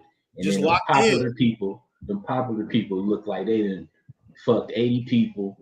You know what I mean? And did any and everything to be seen. You know what I mean? And it ain't working out for them right now. You know. I believe you, Joe. I don't think I've ever witnessed an overbearingly materialistic couple that succeeded. Like both of them were on their shit. Like you might have, you know, a girl that liked to spend money or a dude that liked to spend money and dress, but like overly materialistic couples, like not successful ones. I can't speak to it. I'm 45. I can't speak to it. No, you know, like a relationship, when people find each other and it's a good relationship, it's a good relationship. But see, this is the rub though. We're all melanated. So 25% of our population are even married. It was a conversation on Twitter. Why do white boys favor getting married versus black dudes get married? When I used to work at a hotel, a 4-star hotel, it was a lot of weddings at the hotel. I mean, a lot of weddings. So let's just say every weekend it was at least one weddings, sometimes 4 or 5 weddings. 90% of those weddings were white couples or foreign couples. 10% were black, but black people don't know shit about marriage. We're not raising our daughters to be marriageable. We're not raising our sons to be marriageable. We raising each other to be baby mamas and baby daddies. So therefore, it's a disingenuous conversation to be 30, 40, 50. Like, I want to get married now. When the facts is you really needed to be trained to be married since you was 5. Yeah. Like you actually have to be groomed to be married. So then you get Western culture, media, music, movies, reality TV shows. This is what love is, y'all. This is what you need. Social media. This is what love is. This is what you need. So therefore, what love and relationships are is an actual training. It's a rigorous training that a man should be prepared for and a woman should be prepared for. But in our culture, that's the last thing that we actually do. Man, shout out to my friends getting married tomorrow. They both black. Yeah, shout out to them. Yeah, I think that's just right and exact. It's not something that we were instilled with. And quite frankly, the majority of us, I think, suffer from being raised to be individuals. All the while being shorthanded, you know, psychologically and mentally and physically in some cases. Like resourcefully. I don't think it was ever a matter of us getting to a point on our own to figuring this thing out. I just think it was a system that all of us were supposed to fall under, and they never banked on, like our parents never banked on us being super successful and all of that. They didn't care about that. If we're being honest, right? So once we get to that point, and once people get to that point, or some people never, a lot of people never get to that point. Once they get to the realization that it was never in the cards for them to succeed anyway. I mean, there's many different ways you can go about how you feel about that, but it's what you do about it that matters. And I don't think a lot of our people really care to do anything about it because they don't know that they can. Yeah, and it's like it's still that thing where how we kind of started this conversation is we feel like we need to do and have all this different shit to even deserve it. Mm-hmm. You know, and it's not about that. You know, it's about being able to, at least from my understanding, being able to trust. You gotta have 50 things in place for it to be right. All you gotta have is a real capacity for trust and respect. Mm-hmm. You know, I think that's what a lot of relationships with longevity is based on. You know, and honestly, that's why I'm in the relationship I'm in. Like, we at least trust each other enough. You know what I mean? Like, I know she's gonna handle things a certain way and vice versa. You know, and we can actually just count on each other for little shit, you know. I think trust is an essential quality that, you know, I think like when we deal with the male nature, we understand the male nature, but we don't understand the feminine nature that of the evolved modern woman that watched just as much porn as you, that had access to basically any man that she wanted. Yeah. Say, I trust you to love me forever and give you resources and things of that nature because I got it. I don't think like that's wise for any man to do because the nature is the nature. The animal is the animal. The beast is the beast. And so once you, I don't think that is impossible, but I think it's disingenuous to hope for shit without proper tutelage and training in the art form of tantra, orgasm, being patient with the woman, shadow work, as her energy like merges and matches to yours. Like this is a process that needs to happen. But say you just meeting a girl and you imagining that you the first nigga that she's ever seen, and she's like, man, I ain't had sex in 3 years. Listen, guys, they always that's what they say. But that's rub. That's the rub right there. Not the case, right? But if you don't understand the nature of it, you're gonna be believing everything that she says. And then when it comes down to like, why didn't you seal the deal? It's more or less of like y'all didn't trust each other. And let's then reflect on somebody that's had 30 or so, 80 or so, 100 or so different male partners. 200, 300, however many numbers, then how does she trust a man? Right? How is she going to be able to say, all right, you the one that's going to stick with me, and these last 100 niggas said to hell with me? Like, how does she even trust you? So in my mind, I would just be like, you know what? I'm gonna just play these niggas. You know what I'm saying? I'm gonna just enjoy it while it lasts, because this is just the routine. But I think it's just so sad that women have bought into date culture, whereas date is just an acronym for dick at the end. So you're not actually going to meet your husband through dating. You're going to meet your husband or knee deep in your purpose, knowing what it is that you want, what it is that you don't want by observation, and, you know, just engaging in the world around you and just learning. You could be in your feminine energy so deep, and a man is going to see you like, what are you doing floating on this river? Let me take you into my home and give you a bath. You know what I'm saying? Like, it's just like one of those things. You know, women will then double back and say, well, I work 2 jobs, you know, trying to find a husband. I'm a boss bitch trying to find a husband, and it just really don't work like that. But let's get this reaction a little bit more. Hey, hold on, sweetheart. With you being on your square financially young, you are not just outdoing men, you're outdoing most Americans. So the expectation that most of the men around your age are going to be financially settled enough to marry you, that part is unrealistic. Whether marriage is still achievable, being real, bro, hella people still want to get married. It's just harder to financially prepare for it. Don't hinge your hope on some like unrealistic idea that it's not good men out there. It's just you ahead of your time.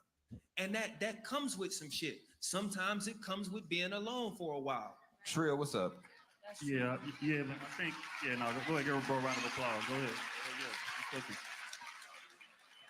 I just hate how it's proposition like a woman who's out there independent, making her money, doing her thing, has to sacrifice so much to be in a relationship, when in reality, men have to sacrifice the same damn thing.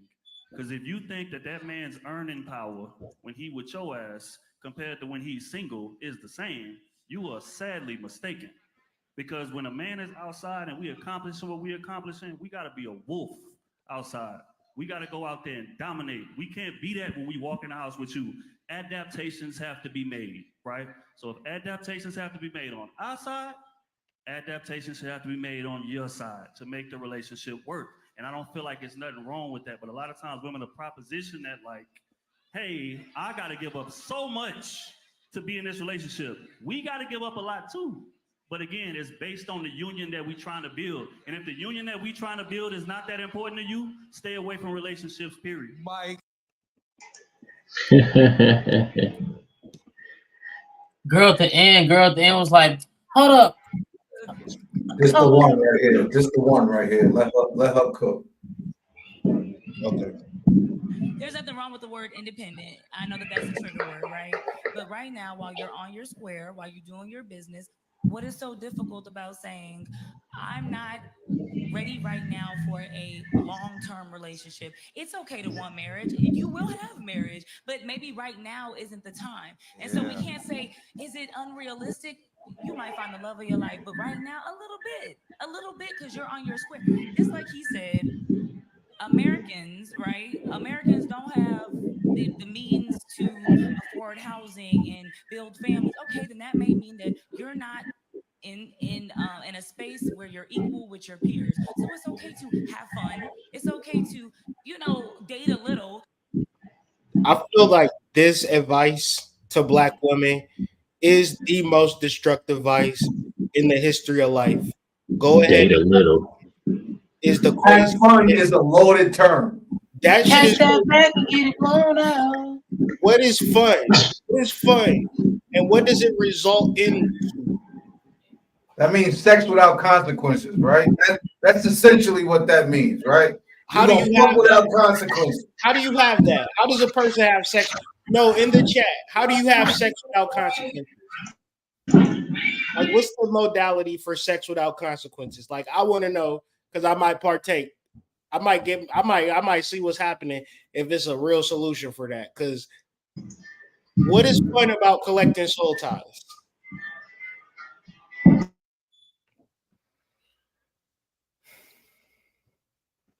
That, like, it's your 20s, have fun. That shit has to stop, bro. That's like the craziest sentence ever uttered to a girl. And then she have the permission to just have fun, to just be a flower and just be plucked. Like, what the hell? Not the plucking. The plucking is crazy. Yeah, nah, and it's like, yeah, take yourself for granted. Yeah, just give your womb away. It literally holds no value. Have fun. Yeah. Like, like, what is you talking about, bro? Like, yo, that shit immediately.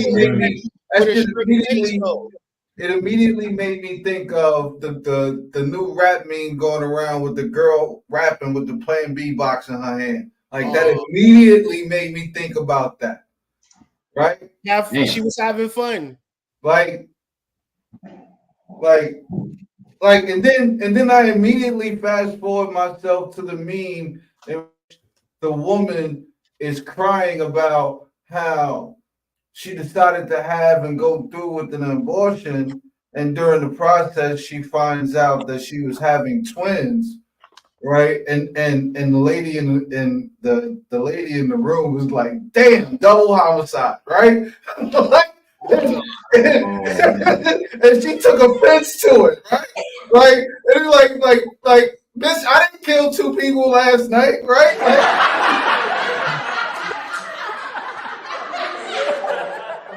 What are we really doing here, right? Like, when you talk about have fun, you got niggas opened up an abortion clinic so hoes can have fun. Is crazy. That's nasty work, bro. That is so nasty work. Like bro. the fun could have just said, "Nah, let's not do it because the consequences is too extreme." Yeah, like let's not have fun. Like let's just chill. So the desire for the sensation that you get from that thing is more important than the entirety of your existence. Okay. All right. Good talk. Have fun. We clock that. We don't have to worry about marriage right now. That is why Americans are marrying later, and that's okay. Yeah, I'm gonna take it back to what her question actually was. Okay. Shade alert. Shade alert. Shade alert. No offense. No, there's no offense to nobody. You can't say it afterwards. No offense. That was clearly a shot across the bowl to everybody that said something before her. Yo, she wants to be. She's the dominant alpha in the room. She's the alpha female. So she's the alpha. No, she's the alpha, not alpha female. She is the alpha nigga. Premier. But I was trying to get onto the point of what you were talking about. Okay, it's not an ego thing. It's really not. If you're in a dating process and marriage is something that you want, time is important, and the reason why it's so important. The dating process is dick at the end. Process dick at the end. Let's say it again for you, ladies. You don't date in marriage. You don't do it. It's not a thing. Important is because it validates a person's presence in your life. Yeah. It validates their position in your life. So if you know you don't have the time, if you know that because of work or whatever your career is, you won't have the time to give to that person, then it sends a message to them that they're not important, or that the relationship or the dating experience is not important. So if you know you don't have the time, take a break from it. But it is very important, if regardless of how much work you do, because I own 3 businesses and I don't care about those. Alpha. I own 3 businesses. Let them know. My man is going to and get she my married. time. He's going to get my time. Now, those things are still important, but we also have to understand that if we lose those things, what do we still have? If we lose those things, we still have somebody that's there for us, somebody that's there to support us. So we do want to validate their presence in our life. See, I also think, just real quick, I think the issue a lot of times with that. She mad niggas didn't clap, but go ahead. Yep. Be thinking, okay, once I get to a point in my successful career, I'll be ready, and I can just flip the switch and be. That's a bar right there. Yes, it is. You're not getting successful to get married. Them is like 2 separate things. Right. Yeah, you can't use one to boost you in the other area. Like, right. Nah, it don't work like that. It's not even a thing. That's not even a reality. Like, if you that's not even a part of the recipe, bro. Like, they don't even go on the same page. Nah, that's 2 different books in 2 different bookstores. Like, if you got a business and you're a woman, don't equate that to relationships. And I would say, even if you was a man, if you got money, don't equate that to the hoes liking you now because you got money. Because you a goofy for real. You a lame for real. If that's like, this nigga think I'ma like him because he got money, is all his bitches going to be thinking. So, like, let's try to figure out some biological and spiritual solutions. Work like that. You have a domesticated mindset. You're ambitious too. but you have that mindset. A lot of people are just focused on my career, my job, my money. And then when I get to 36, 37, you know what? I done got the house I want, got the car I want, make the money I want. Now I'm ready for a man and I can be a domesticated woman. It don't work like that. You got to learn that as you grow up. It's a adaptation that's necessary. And if you don't believe me, ask a lot of these women who are super successful right now and waited, and ask them how their life is going and how they feel about, damn, if I could go back, would you do something differently? I guarantee you 9 out of 10 of them would say yes. If I could go back, I would do a lot different. So Mike had said something earlier. He had started going in a particular direction that I would kind of, at least for a brief moment, kind of continue to go in. Sure. Because one of the things that a lot of the women that come up here and say also is that they're bosses. And I'm gonna be honest, looking at my own family, Black women boss the fuck up right now, and I love it. But being a boss comes with some responsibility. Yeah.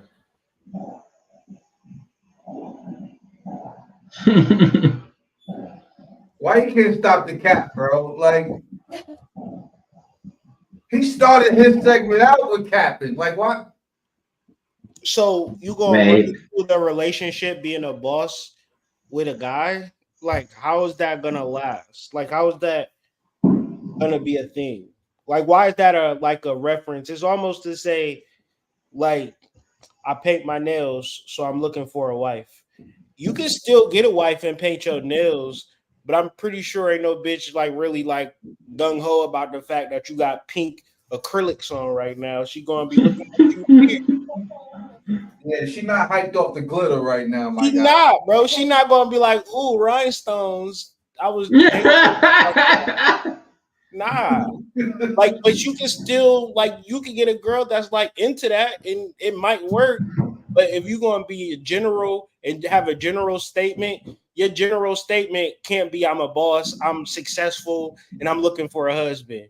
You just said that I'm a carpenter and a plumber, and I was wondering who make a good steak dinner. Like, why'd you tell me all this information? Like, just like those are two separate points. I was born on the 15th. My favorite color is blue. So, like, yeah, but that goes back to like what we were saying is like we feel like we gotta have some type of status to be loved. That's nasty. That's the sickness.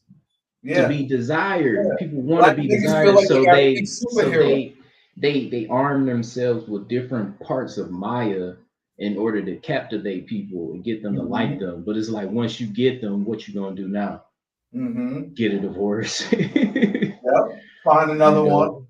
Find another one. It's man. I don't think people really care for real about relationships. I think people love to talk about it. You know what I mean? I think relationships is just as taboo as spirituality to most folks. At this point, you might as well be saying Anunnaki right now. Yeah, it's so much. I don't know, man.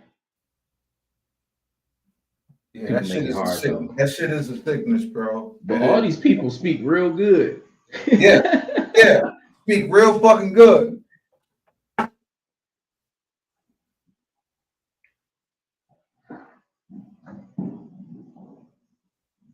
Play the rest of the video. I probably stepped away, but.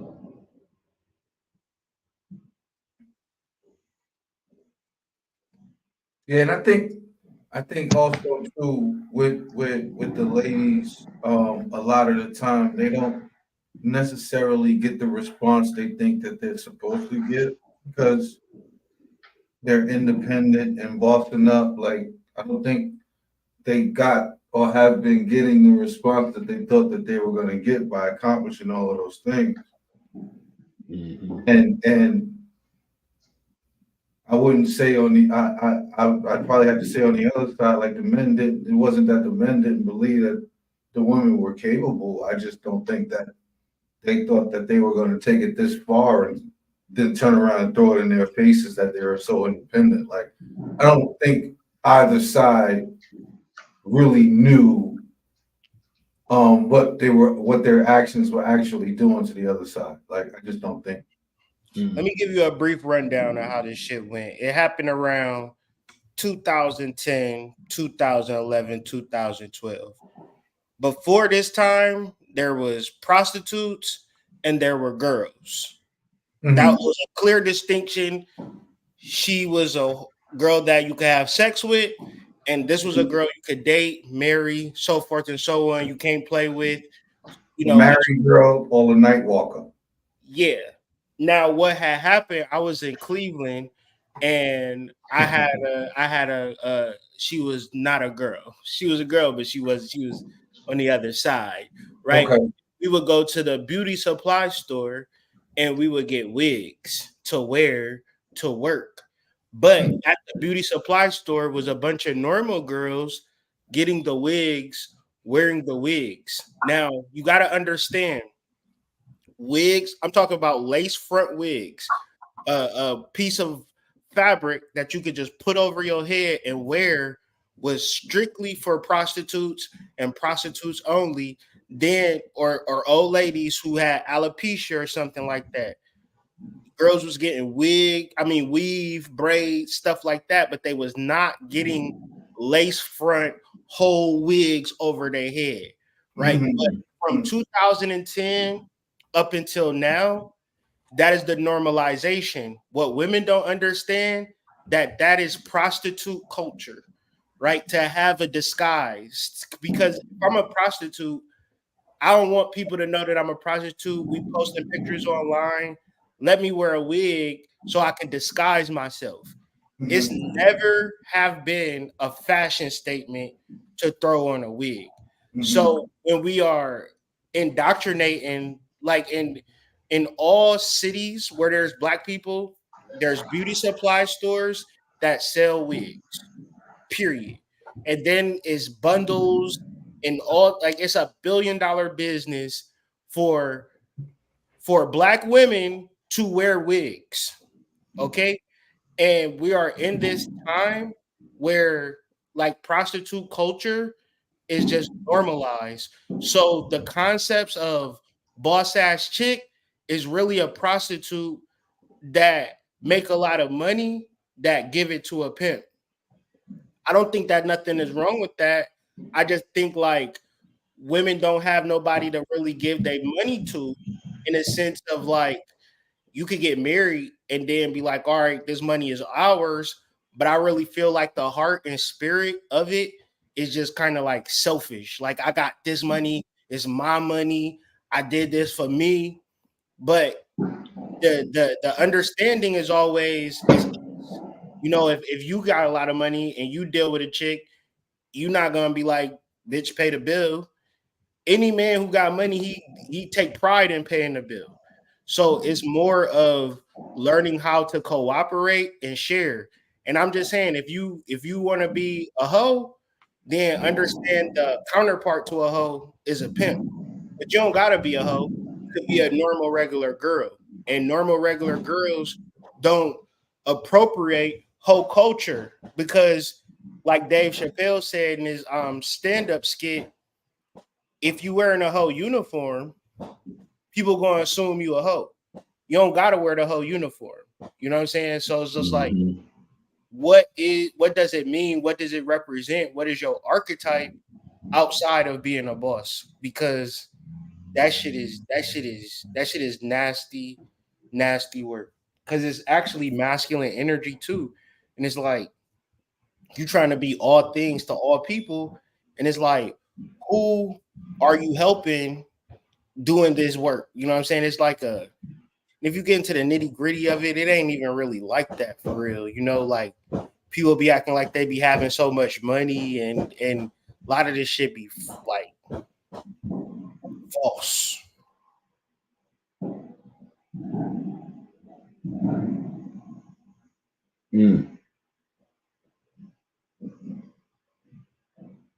It's about inflating the ego. Black men that I know are like inflating the ego to a certain level where you feel like even if you get in a relationship, you don't care if it ends. You know what I mean? You kind of like I want to be in a relationship, but I don't need it. Yeah, you can take it or leave it. Yeah. I had an attractive friend. She said, you know, I can't really give up my 10 niggas for one nigga. That don't even make sense. Damn. Yeah, indifference is she wear wigs. Work. Yeah, she for sure wear wigs. Most women that I know, you know, wear a wig to some degree. Mm-hmm. Like it's normalized in a very short time. It's a normal, regular hairstyle that imagine God made your life, made your hair for the sun to kiss it.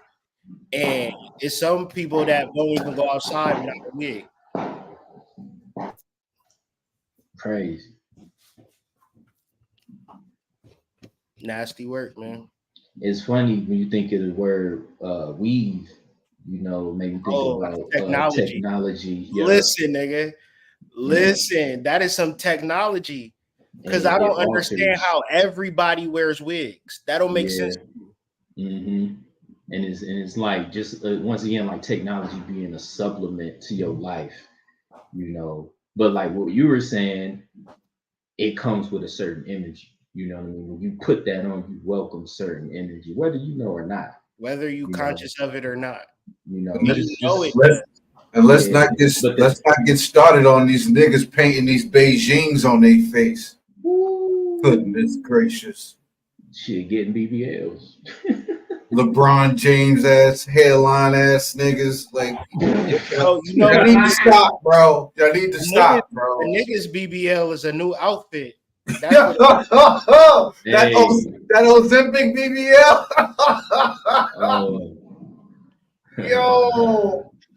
Yo, this shit is nasty work out here, bro. Mm-hmm. We got a microwave community.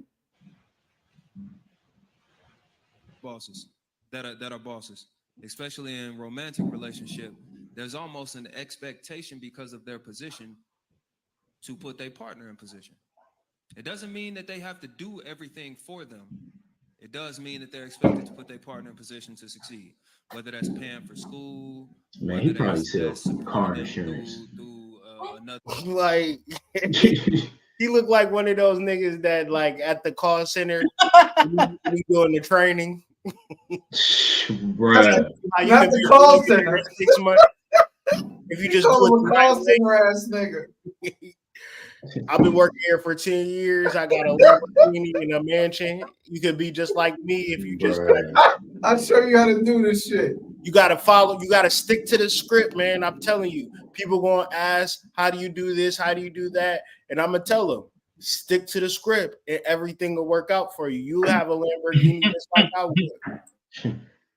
Just give Look me outside. That's my car. Look, I started here 10 years ago as an intern. Yeah.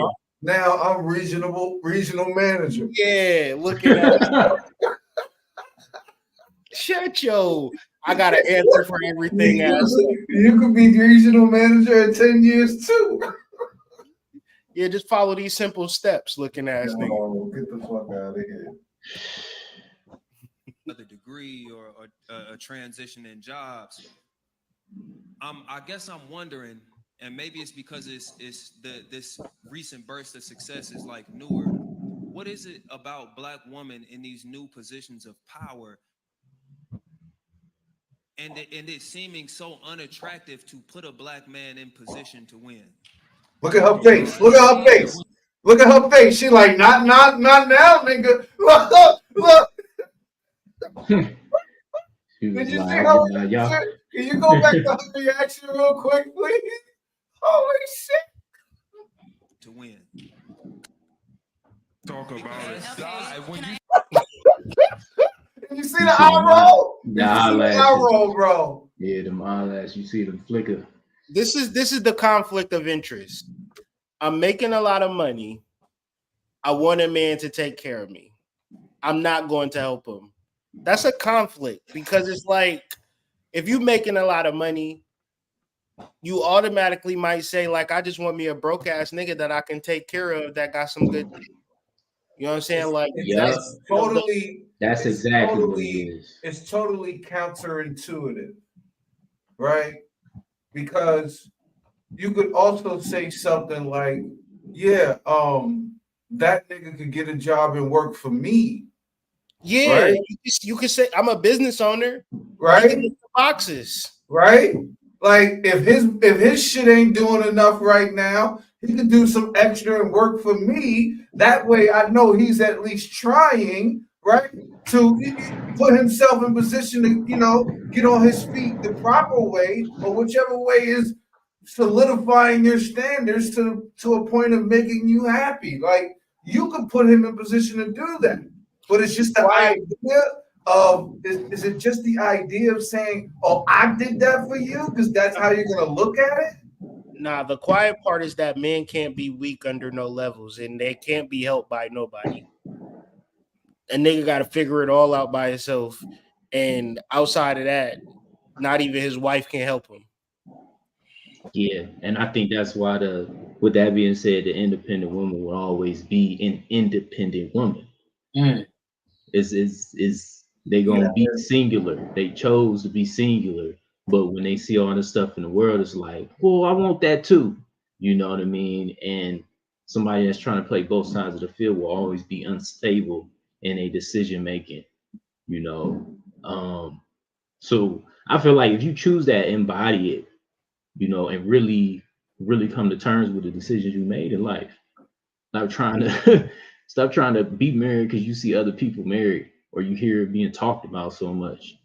Maybe you didn't come here to be married. Maybe you really came here to be sexy red. Yeah. Maybe you really did. You know what I mean? Yeah, the sacred whore is a thing. That is a thing. But I think people ain't got enough gall or audacity to really say what they want. Oh, that damn word again. There go that damn word again. Damn. Audacity. Some might argue that niggas got too much audacity. Like some might make the case like niggas been throwing that audacity shit around a little bit too fucking much. Like Serpent, that's the main thing they call niggas, sassy, and they say they have audacity. Yeah, the audacity of these niggas. Like that's the way they, you know what I'm saying? And that's how, the uppity bourgeoisie network of niggas view us niggas. Like the nerve of these niggas, right? Like the nerve of this nigga that wants to get paid what he's worth, right? The nerve of that nigga. Oh my God, you're so sassy.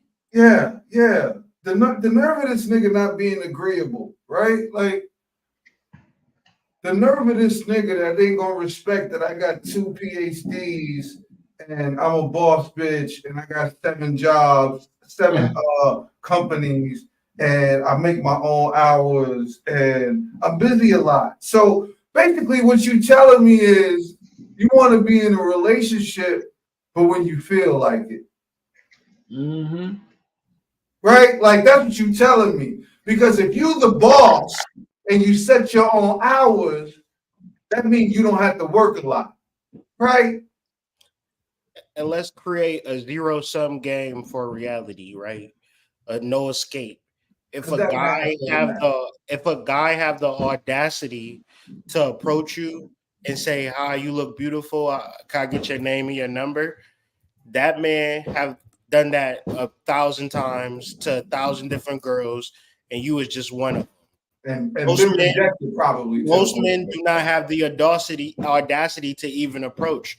Most men have been rejected so much that they just gonna play Call of Duty or work out or just try to cope through life without never having love, because the only guys that can actually crack through are the guys that are approaching. But to approach, you need audacity. So for women accepting the approaching guy, it's a zero-sum game. You're never going to win at that game. You have to develop a strategy in reference to getting a husband. Yeah, because at that point it comes down to probability, doesn't it, big bro? Like it's probability of approach. Approach is the guys who will approach any girl. So what a guy would do is say, "You so beautiful. I never do no shit like this, but it's something about you that makes me want to say something to you." The girl feels special, but the reality is that guy does that. Guys that approach. Guys that don't approach, And they all in when they approach too. Like they're not half-assed with it. Like they're gonna lie. They're not gonna be afraid. They're not gonna be afraid to fall and you know, like you're not gonna get them away with one-liners. Those they very persistent and they hunters. Like they out here. And so with that being said, it creates a zero-sum game for women because women might think that a guy might approach if he likes her.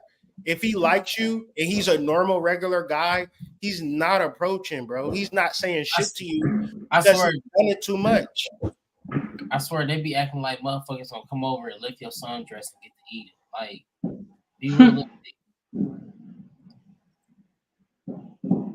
But I think also they have to understand that also doesn't align or allow for their so-called stereotypical distinctions between a man, a real man, and a beta male and an alpha and all of that shit. Because they'll just call every nigga that come up to them the alpha and the real man, and that'll be the nigga that run away from you real quick. Like that'll be the one, right? That got 17 babies by Keisha and them, and yeah, you gave him the draws on the first night. He looked so cute in that Balenciaga coat, and yeah, you didn't have a plan B with you, so Lil Ray came 9 months later. You know, boss ass chick will have a dude move into her crib. He stay there for 30 days.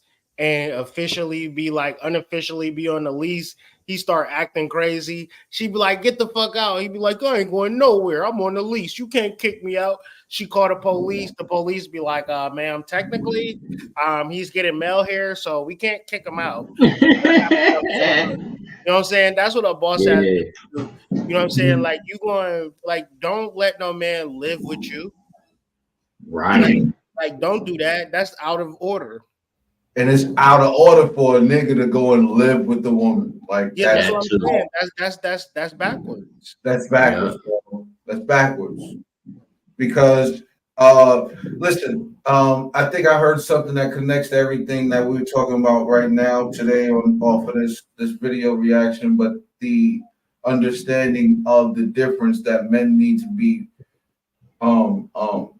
more realizing when it comes to generosity versus weakness, right? Because a woman perceives weakness most of the time. A man thinks he's being generous, right? So like when you are paying for her, even though you guys agreed that she was going to pay this time, but then she just told you at the last minute that she forgot her wallet, but she does this all the time, right? Like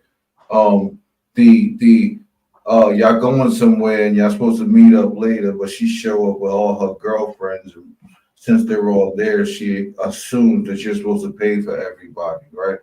And you just do it, right? Like hell no. Yeah, you think you're being generous, right? Yeah, but she views that as a weakness that she can take advantage of, and that's the difference, like I believe, in a lot of the distinctions. Like when a man thinks he's being generous, a woman views that as weakness, bro. Listen, because she knows who she is. She knows her darkness. You don't know her darkness. She knows her, and she knows who she is on a better level than you know who you are, clearly. Because but listen, what happens is that if she don't deserve the shit that she's giving, she's gonna feel guilty behind it.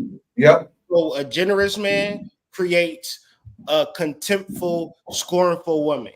Yeah. So you have to instill responsibilities and discipline and realities within your relationship, or are you gonna buy your way out of your relationship? And what you said, reward and penalty, right? It has to be a reward system. You can't reward bad behavior.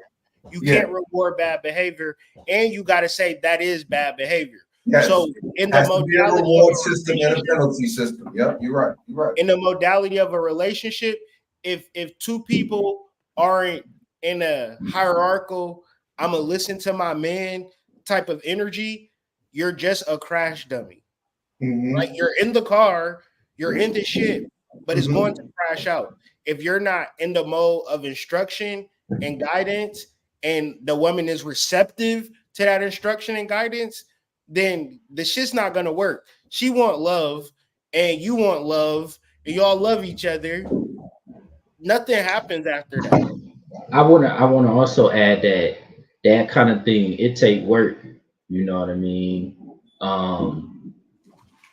And don't get me wrong, like you will remotely know once you first really start having conversations with this person if they even got the capacity for this kind of thing, you know. But I think it do take some work and some patience to really understand like what level of discipline, you know, what level of attention to this kind of thing is needed for a relationship. Because some of it might just be like pushing a boulder up a mountain, you know, and then in another case it might be like, you know, skateboarding down the hill. Maybe sometimes you got to slow down with it. You get what I'm trying to say? Yeah. And I think a key indicator is looking at like her parents, her relationship with her parents, especially her relationship with her pops. You know what I mean? I would add to that, how Mhm. does her mother feel about men? Mm-hmm. Does her mother innately respect and love men as a concept? And is she close? Is she close to that mother? Yeah, because I think that's the part that make people like put off relationship, you know, put off really pursuing wanting to be married, is that type of work. Because you have to do shadow work on yourself. You know what I mean? You start seeing aspects of yourself that you thought you was just this cool nigga. You know what I mean? Then you get into a relationship and you're like, damn, I really did see this in an obscure way. You know what I mean? I really was blind to the facts, you know what I mean, or something, and vice versa. You know, it really helped you mature as a person. I would say it's helped me mature as a person. But me just, if I was single today, I'm 32, and I'm like, nah, man, I gotta be able to make, you know, 150,000 a year before I even remotely think about, you know what I mean, or Yeah, that's idiocracy. That's not even real. yeah, No, that's not even real. that's The yeah. average age for marriage is young, you know. It's not like I feel like we are in that area when we get 18, 19, 20, but we're not trained and we don't have the discipline to really find our wife at that age, right? Because our wife probably want more out of us that we're not able to give her, but we shouldn't even be on that type of time because the impact that you have on that woman at that time, she probably gonna be thinking about you for her whole entire life. Right, but you be like, oh, we're young, we were having fun. Like, no, that's kind of like more or less the energy that you want to really capture somebody in the range of 18 to 22, 23, right? You want to like start looking at the concept of marriage at that time and not casual sex. Like that should be the normalcy. But in other At the races and minimum. cultures, they getting married when they get out of college.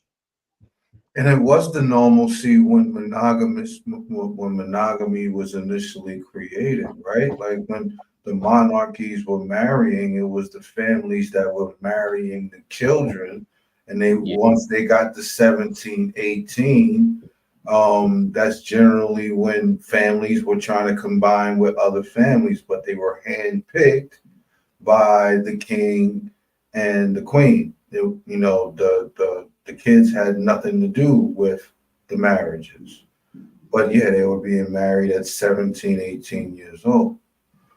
And you fast forward, not only are we not mentally and physically or even spiritually prepared for anything remotely close to marriage, like we actually don't like each other, right?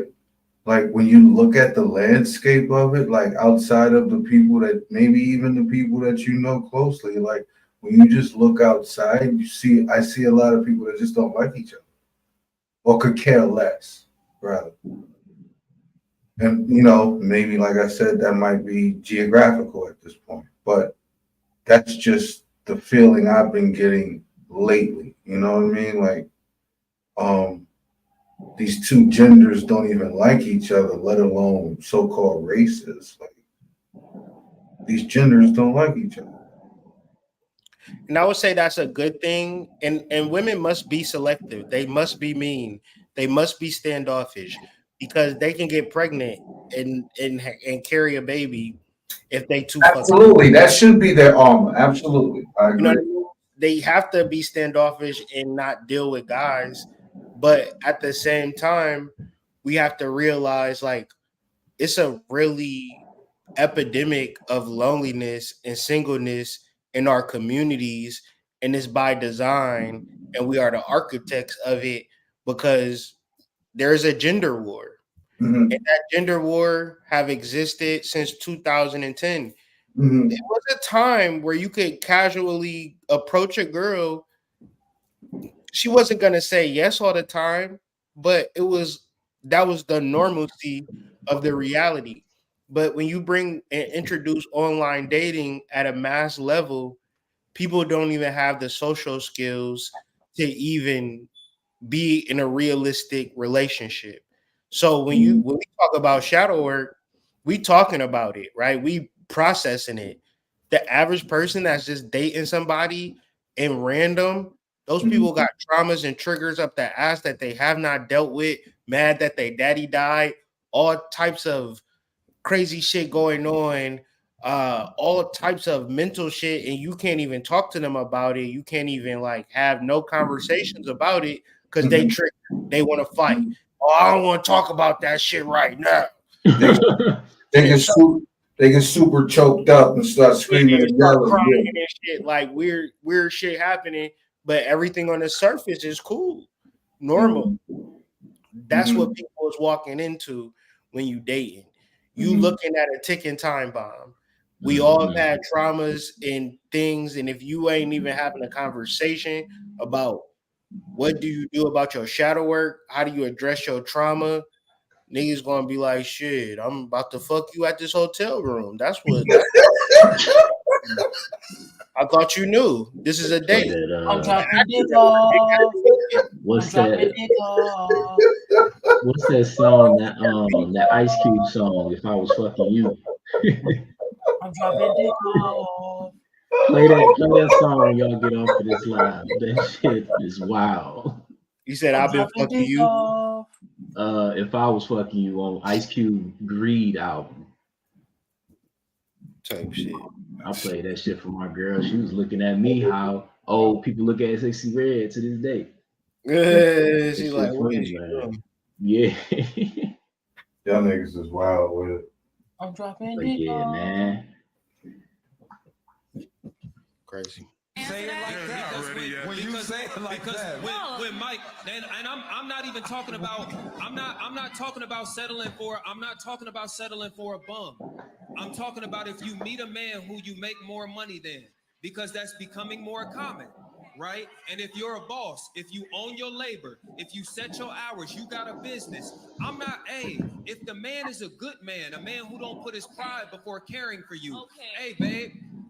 I got a position, but I need you to go to school for it. Okay. I'm a send you to school. It's a 2-year program. I need you to learn how to run books. We'll start you out at $65,000. We'll work it from there. You put him in position to stand on his own square, and then he can put you in position to kind of step up your some. You feel me? Like what is so wrong with that? I think. He said, "What is so wrong with that?" It sound like a beautiful picture. Sound like, nah. Because I don't. A woman's. These women's respect is tied to money. And No, it's not. Because they not virgins. and they didn't have sex in relation. They not prostitutes either. They're not virgins nor prostitutes. Women's love is fixated on attraction. No, I didn't say love. I didn't say love. I said like, respect. Respect. It's not. They don't respect money either, bro. They don't. They respect. They don't like respect. That's a hard sell because we not molded and trained and taught to respect nothing. I like, know this. Thing. I know this. I know this.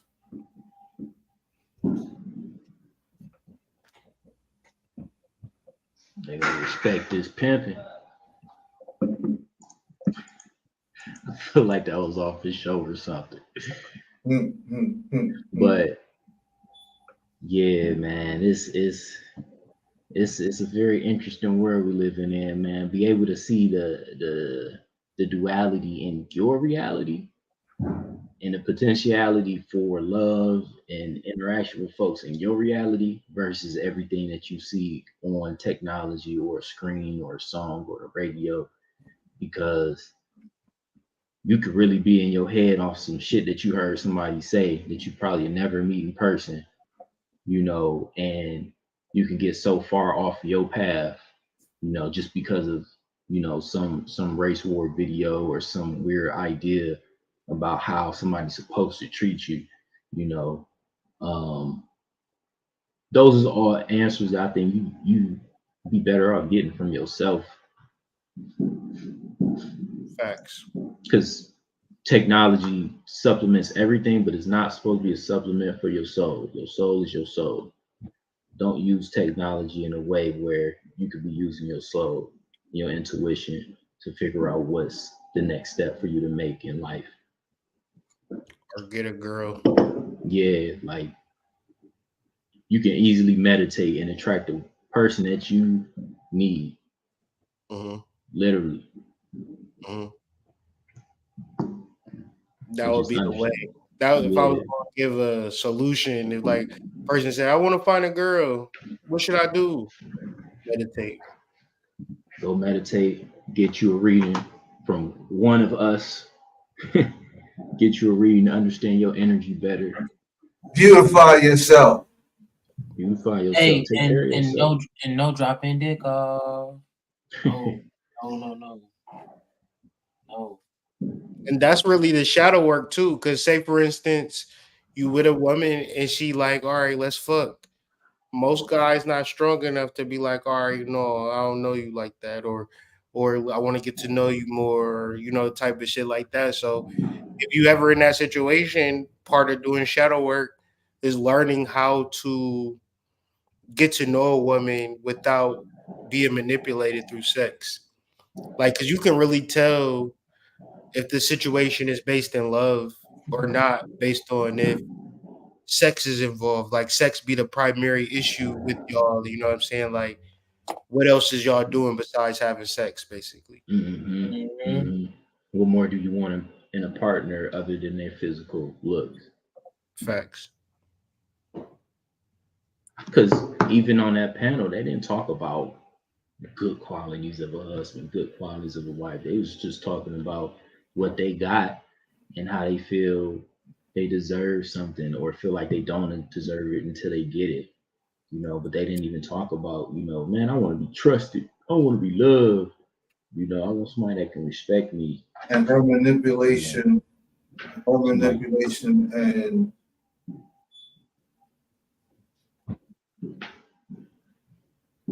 almost everything that comes from it is tied to her. Yeah. Like her seduction. Like that shit is a superpower. Niggas know. Yeah, you ain't no man if you don't know that a bitch can put you in a figure four real quick. Like, you don't even know how your draws got off. You like, wait a second, I thought You always laugh at the nigga in the movie that wake up handcuffed to the bed, but everybody knows how they would end up in that situation. Like, we all know. Like, as dudes, we know, bro. Hey man, I'm telling you, man. Put your dick up, bro. Tighten up, bro.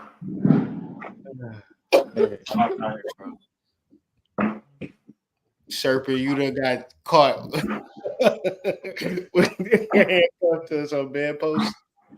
What happened? You got caught handcuffed to some bedpost before? You woke up handcuffed to You the know bed? what? I laugh at it every time I see it in a movie, but the only reason I do is because I could see how I could end up in that type of situation. Like I've woken up in some weird places. That's why I'm just like, yeah, I can see that. Like, I think I let a chick put some handcuffs on me before. nah, I never had that. I never had it, but I could see how it could happen, like while I was asleep, because I sleep heavy. Just imagine a chick putting handcuffs on you and she start playing. Like, Nah, I'm good. She start getting real interested when she yeah. So you can't even move. Nah. Oh man, life is crazy. Don't get You handcuffed. know, I don't think I made it that far in my journey. I'm not the tie down type. It seemed like I don't even know. Like I think like as men, you gotta kind of explore. I think like naturally it's there in your mind to really kind of explore your woman dominating you. And like like Lilith and Adam concept where like Adam was like, no, you can't get on top. Like, and I'm saying like you gotta kind of like explore like certain aspects of male domination in reference to the masculine. It's real healthy, but I don't know if I'm handcuffed to the bed. That's nasty work. You can sit on my face though. I'm cool with that. That's Yeah, like that's not a charge. I just think the cuffs are like the cuffs is wild.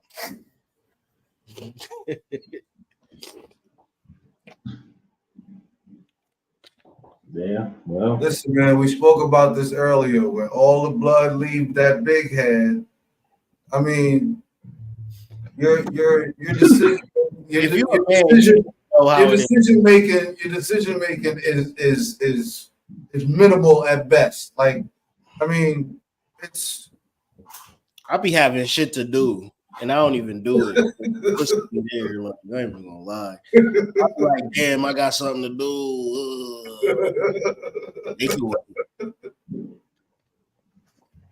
It's a powerful thing that sex is like it changes your mental state. Like if you ever in a mode, like if you ever just like observed yourself like in that in-between state where you just might be on your laptop or on your phone, and then your girl like, what's up? You gonna come back to the back room and give me a massage? You like, yeah.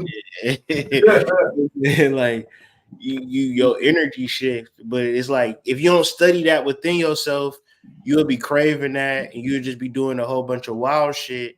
But I promise you, if you just hold off and like do things that's gonna better yourself and like just stay in the right energy, like Jabri said, meditating, you will stay in the vortex of attracting your divine feminine. Now the issue with dudes is like they don't really be meditating, but that's gonna be y'all across the beer. Yeah, I mean, imagine how much money you would save if you just chose to meditate instead of getting you a Cuban link and some Balenciagas and taking a Off-White trip and to the shit. Capitol Grill, spending $600. Like, I wish the guys would take a. I would. Well, let me find out you taking a shorty to Will Chris and she ain't. Me and the guys want to talk about it. Shit, I might take myself there dolo. That's a beautiful thing. That's what I love doing. That's like taking sand to the beach, nigga. That's a very beautiful thing. When you're a single man, you would get into the energy of attracting a woman when you start taking yourself out on dates. Hey man, look, cloth talk. Let me tell you about that cloth talk too. You gotta, man, dress and make yourself feel good, man. I'm not saying go out here and spend bread. I'm saying make yourself feel good. You know, at least get a haircut.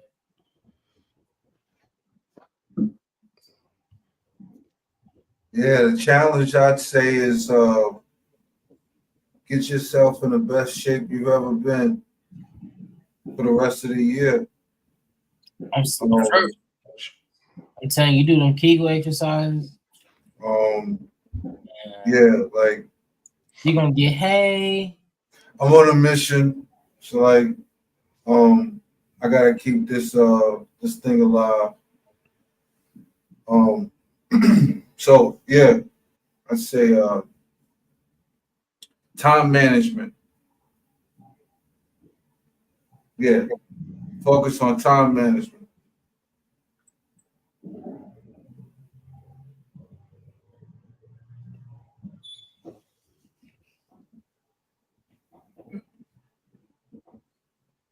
I say to the collective. What you just say, Serpent? Before you said Ashe? I said time management. In context of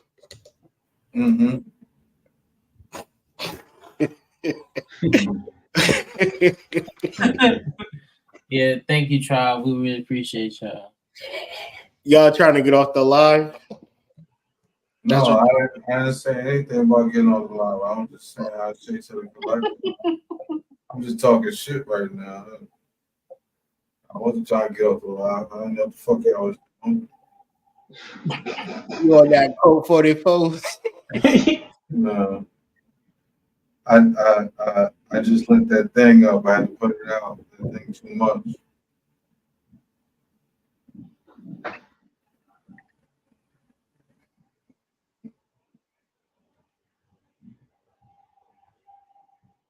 Let's go with the you got another video, you know? Yeah, I can't find it. I'll have to find it in the Discord because I had it queued up, but then disappeared. Here it goes. Or maybe I gotta figure out which one is one. Give me a second. Oh yeah, here we go.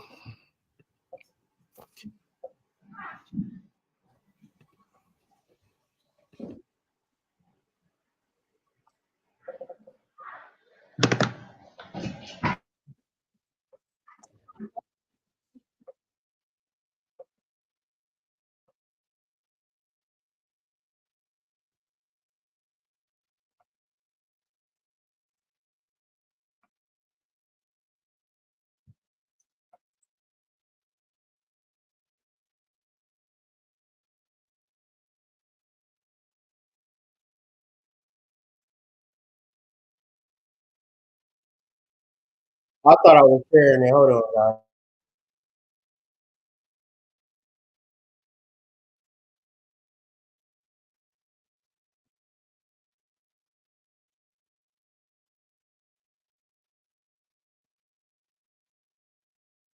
Can't hear, big dog.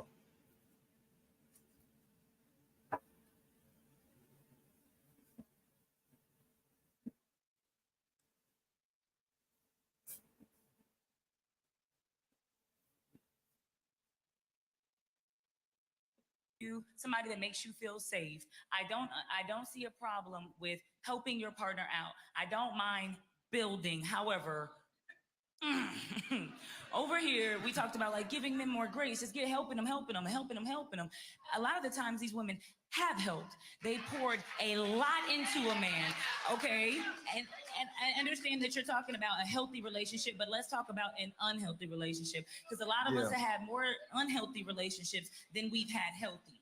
A lot of us have helped. They made a joke earlier about him taking your car and getting to fuck you still, and how we're dumb for doing that. But maybe he said he was gonna take our car to the job interview, the fifth one, right? Like, we have poured ourselves into relationships. We have tried to build up men, and afterwards we've gotten nothing in return, which then builds resentment to those men. And why I say that being independent isn't a bad thing is because some of us have been let down so many times. Some of us have allowed a man to lead, and he's led us to hell. So now there is no other way to be but independent. Now,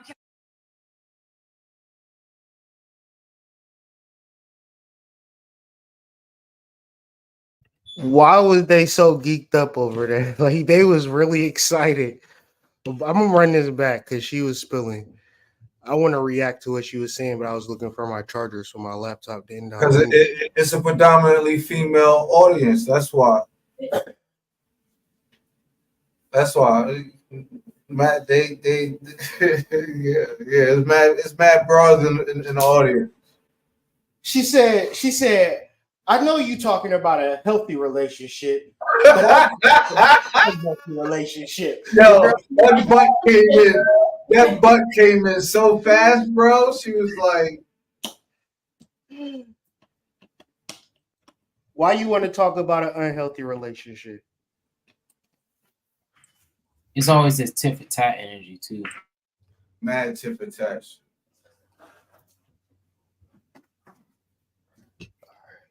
Now, can I be interdependent in a relationship? Yes. Can I love you still? Can I build up my king? Absolutely. But do I have my own shit? Do I stand on my own square? And does that intimidate some niggas, some insecure niggas that don't have anything to show for themselves? That what they do is break you down? Absolutely. So we're not gonna act like those men don't exist. And that's why I was turning in my fucking chair. Hold on. The problem I have with this is a couple problems I have with this conversation. One is niggas don't like they bosses for real. Like at work, you fucking hate your boss. Yeah. And so when you approach this like I'm a boss, niggas don't like bosses. We like partners, we like people, peers, we like people that we feel That's equal assuming with. she's carrying that attitude. Absolutely. No, it's assuming she's carrying that attitude. Yes, I understand Absolutely. that. But look at how she identified herself. She didn't say I'm a young, caring, empathetic woman that's looking to be a partner with not a relationship. She said I'm a boss, I'm an independent woman. And so my point is, you carrying that air and you identifying yourself in a work position, and you wonder why it's repelling me because I don't want a boss, I want a partner, I want a teammate, I want a soulmate. And you can be both. And what I'm saying is, And you can have. You can't be both. Yeah. You can't be both. You either going to be one or the other because a relationship is going to require order, guidance.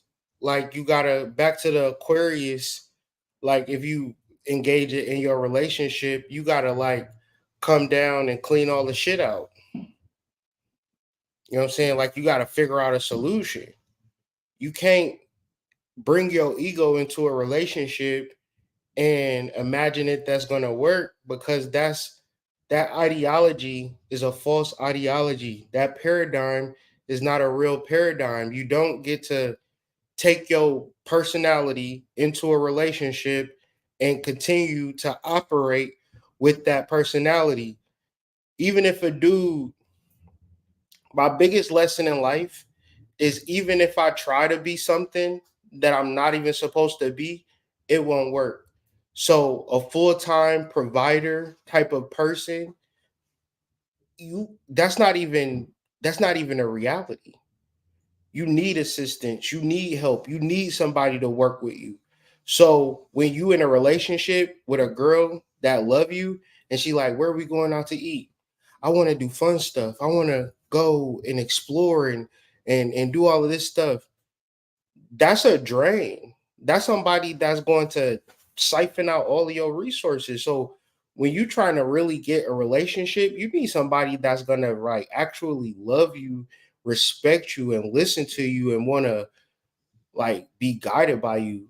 Thinking that you could just have any old personality into a relationship, I guarantee you're going to be single now or later because you didn't want to change and be what that man wanted to be, because you're only supposed to do this shit once. You ain't supposed to take your ego from relationship to relationship to relationship. You're supposed to get with a man and transform. Like, how do I serve you? Like, you want to please this man in every single way, but you're not going to give him that luxury because you can play the field. That's the disease. That's the sickness. So it's like, how do I get into a relationship being who I am? You're not going to get a relationship. How do you get a relationship? You change everything that you are and cater to that man, because that's the guy that you're in the relationship with. That's your husband. No, he just one of the niggas that's in the rotation. Okay, now I see the delusion. Too many niggas. You can't mold yourself to 10 niggas. You gotta mold yourself to one guy. It's easier to do that sooner than later. So it's like it just seemed like a fucked up world we living in, especially if you're trying to date.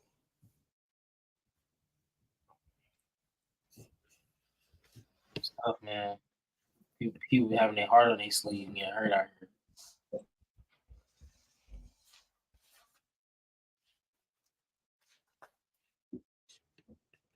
If you can be both, then position both. Then say both. But if you describe yourself only using your accolades, then you're gonna say I'm intimidated. No, I'm repelled because you're using some work shit. I don't like bosses. Yikes. I want a partner. Yikes. So if you're ready to be a partner, holler at me. If And you wanna can be a boss, both. do that over there. And you can be both. No, you can be. But how often we've done this so many times.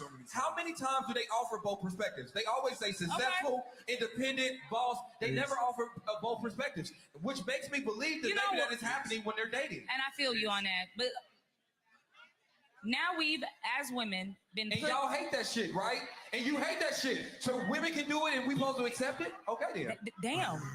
Now we as women have been put in a different position where we are bosses, right? And so just like men lead with their money and lead with their accomplishments sometimes, we have to then learn maybe we can come off differently. I still don't see a problem with her saying I'm a young, independent Black woman. There is no issue with that. I do not see an issue with that. She didn't get up here and say these niggas is bitches and they scared of me because she said, hey, I'm a boss. I own a business, and sometimes I work long hours. And when I meet men, it seems like their ego gets in the way and they might be a little insecure. And maybe it's the men that she's meeting that's making her feel like that. Now, yes, you can lead with an arrogant attitude. Anybody could. And that's an arrogant bitch. That's a bitch who leads with her accolades. But she didn't do that. That's not how she carried herself. So we're not going to put that on her. And this has been another episode of the Tonight's Conversation podcast.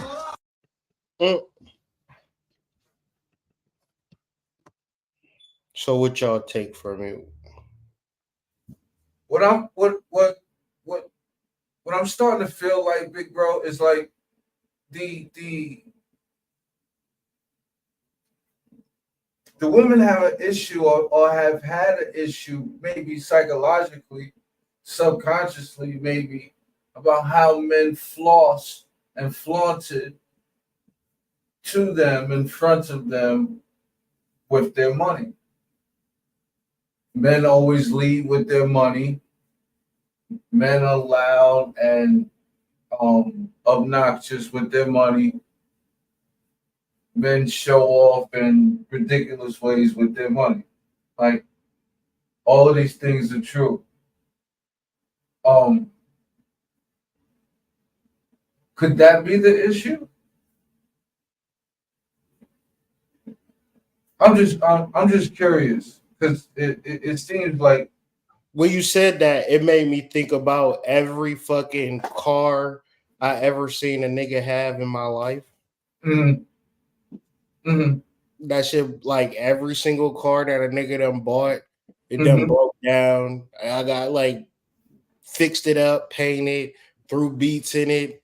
I think I seen that shit about 100,000 times, like just like so many times. And it's like, yeah, niggas do like to put on a show and utilize their best feature or their best asset, which for a lot of times is money. But that's the disease male ego, because women don't like you for money. These niggas with money they the ones that, so the reason that I know women don't care about money is that you need to have money to get a divorce. It's high stakes when you get in a divorce. When you don't got no money, your girl just be like, fuck it, nigga, I'm out. That's it.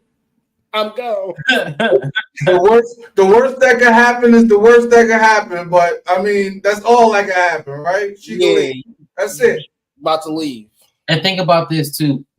One thing I learned and I seen too is that, you know, you might be paying the bills and bringing the bread in, but when she walked through that door, she thinking about if you gonna hug her or not, dog. Yeah. She thinking about the love you have for her. Yes. Yes. Yes. She don't care about the money. So I just think it's like I think like if you're gonna get money, you should get money for yourself. You shouldn't get money because you're trying to get it. Yeah, don't do that. Get money because you want to have a good life, enjoy your life. But don't get money and start tricking off on these girls and acting like they like you for your money. You know, money is good. She's gonna enjoy going out and doing that type of stuff. But at the end of the day, she have to actually fuck with you from a soul level. And you have to be able to access your soul as a man and attract your soulmate. So it's a process that is literal. And then on the other side, women have to really understand, like, is she likable? Like, do guys like her, or is it some manipulative, emotional? He know he can't leave because we got kids together, or whatever thing that you have in your head, or do y'all like each other? Like, does he like you?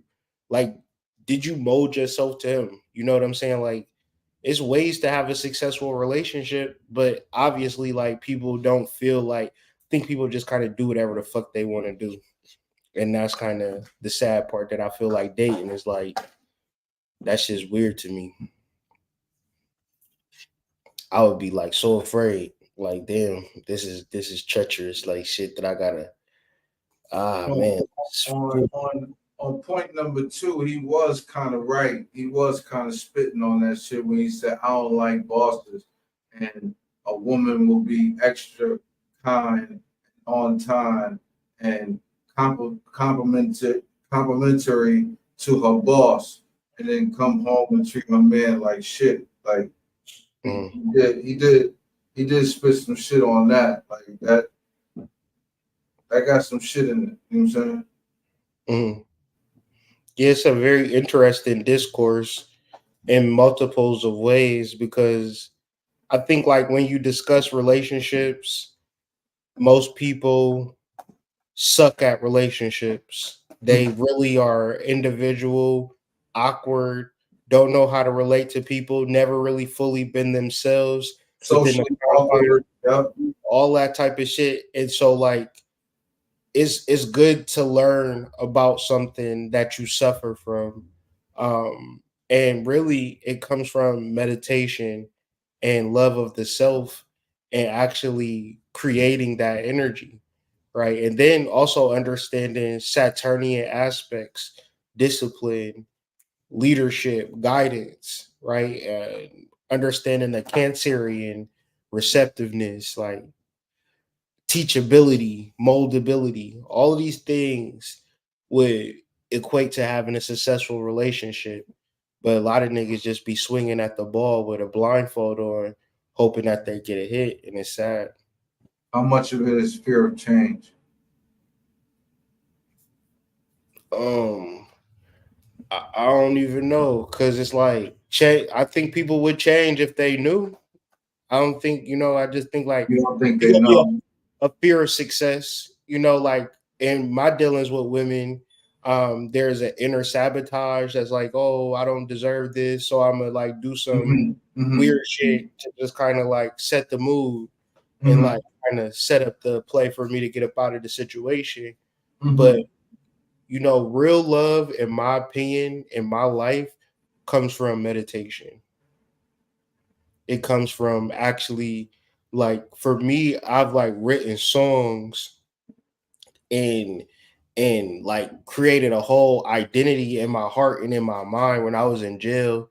Ain't no girls in there, so I would just go to sleep with this like imaginary girl every night in jail. I would just kind of have this fantasy, and like I know that like that's a real person. You feel me? You was living. You was living. Yeah. So it's like it's like you should be able to deal with your spiritual aspects to attract your ideal partner. You shouldn't be on dating apps swinging at the fence. And You thinking should this, be like figuring it. Go ahead. thinking this, and what you just said was really like Two of Cups energy right there. Mm. Yeah, it's a real thing, man. It's a real powerful thing that I can't stress it enough. You know, like if you believe in love, you can manifest it.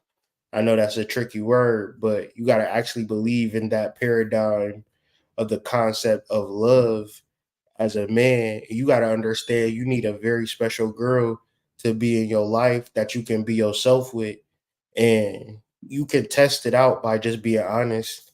And then another thing that I want to say is like the real woman that's for you, she'll let you know when you're not being masculine.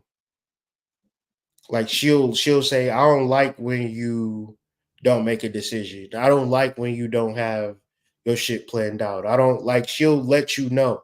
Most when I'm dealing with women, they accept you for who you are, flaws and all, but that's not the energy you need as a man. You need a woman that's gonna make sure that you stay in your masculine frame.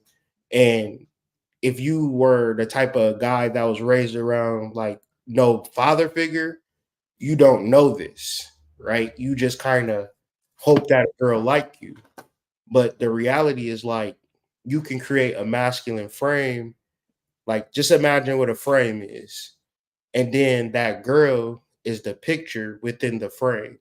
So if ever you are bent, broken, scraggly, she gonna fall out of frame. So what I've learned is that your disposition as a man is what keeps a woman attracted to you, not your money, not nothing. Like if she want to be with a man that's like on top of his shit, so you have the opportunity to be on top of your shit every day, and the right woman is going to motivate you to stay on top of your shit and stay within your masculine frame. So when she gives you that energy, you then say, damn, I don't want to lose this because this is valuable. And that's a marriage. Everything outside of like this paradigm that people is in, it just seemed like they just fucking and trying to figure it out after they fuck. That's what it just seemed like to me. Because nobody is virgins, but everybody's single. And it's like, Nah, they fucking and trying to figure it out, bro. What you said? They fucking and trying to figure it out, bro. Yeah, it just seemed like that. It seemed like people are sexually attracted, they fuck, and then they try to figure out the mental and emotional aspects. And it's like, it's not ever going to work out that way. If you're not mentally, physically, emotionally preparing for your husband or your wife, when you meet somebody, you're not just going to click on a magic switch and then mold and then just, no, it's not going to work out. It's going to be toxic. It's going to be tumultuous. Y'all probably going to have kids, and the kids is going to be looking at y'all arguing all the time. Why don't mommy and daddy like each other? Because they wasn't ever supposed to be cohabitating and in a long-term relationship because they was never in sync. But when we reference the Aquarius energy, when the blood is in your lower half, you're not thinking with your higher faculties. You will fuck somebody and get manipulated into being in a whole relationship, or vice versa. Right? And trauma bonding. Trauma bonding. You can trauma bond and have kids. You can trauma bond and be married. We just do it every day, B. It's reality.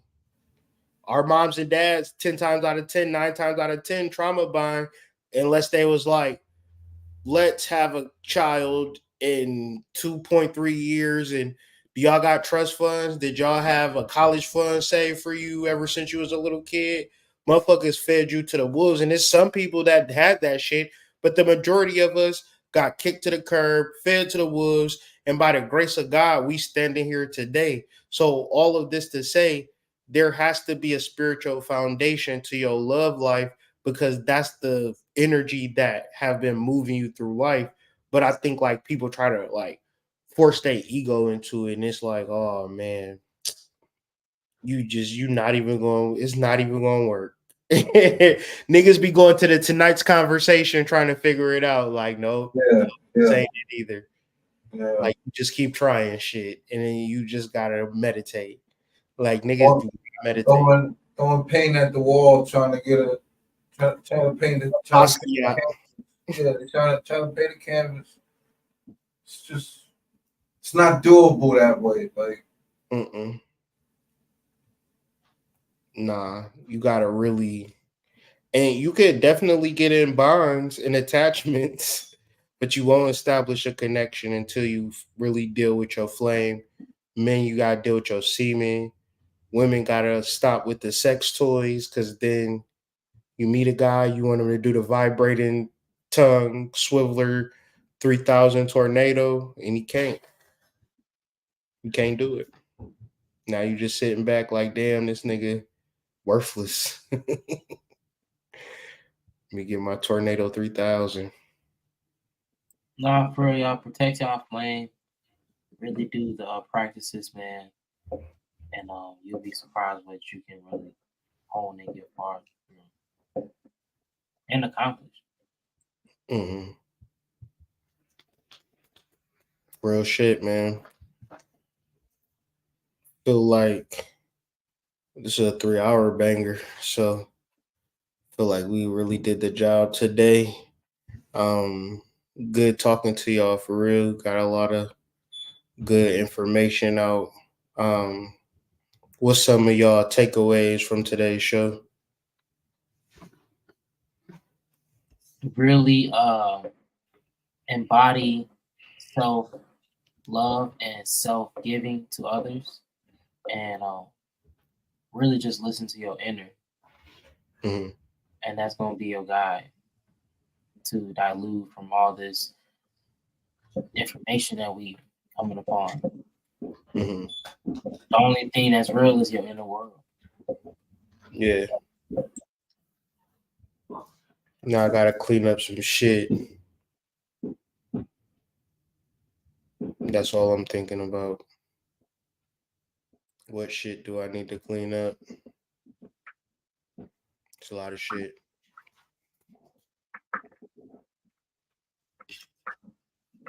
yeah, earlier I had brought up purpose versus pleasure. That's only because in my mind I've already made my decision about it. So it was basically a rhetorical thing. I wanted to get y'all feedback on.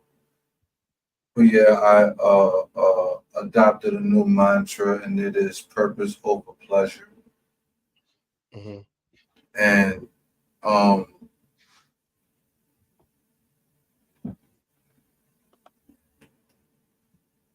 just one of those things I want to begin to reprogram the subconscious with.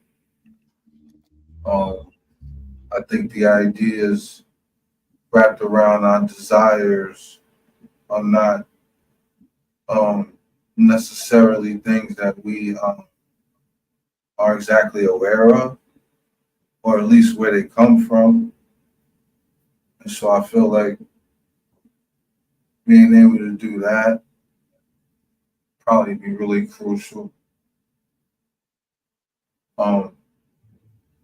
So yeah, Operation Tame the Beast is in effect. I ain't trying to cut them off. Like I just need to tame them. You know what I'm saying?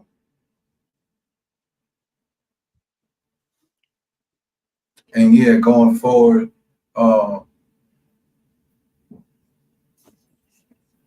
a lot of shit to clean up, a lot of shit to organize, and time to start structure building. So, looking forward to that.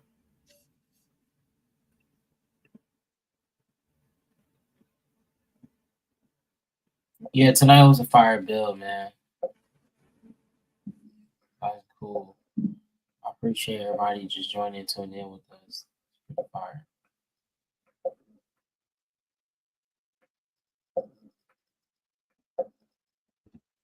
I enjoyed myself, man. Like banter on the various topics and subjects. We went from the super deep to the super shallow, but it's all in the pool of life. I enjoy it all. I'm down for any type of convo. Uh, I feel like when we was really cooking on that Uranus topic. So if you didn't hear us address the Uranus, do a replay and just tap into what the good brother Jabri was putting down in our spiritual insight. Powerful, powerful stuff. Getting alignment with that purpose, understanding what purpose is, and tapping into that energy, man. So this has been another episode of the Initiate for the Flame. Um, and we're gonna keep coming with that content for y'all. Really helping me understand some stuff. I like different perspectives. Um, Gives me a full. It makes me get out of my own head. I like to just sit back and listen while the boys is talking. So, good shit from my end, fellas.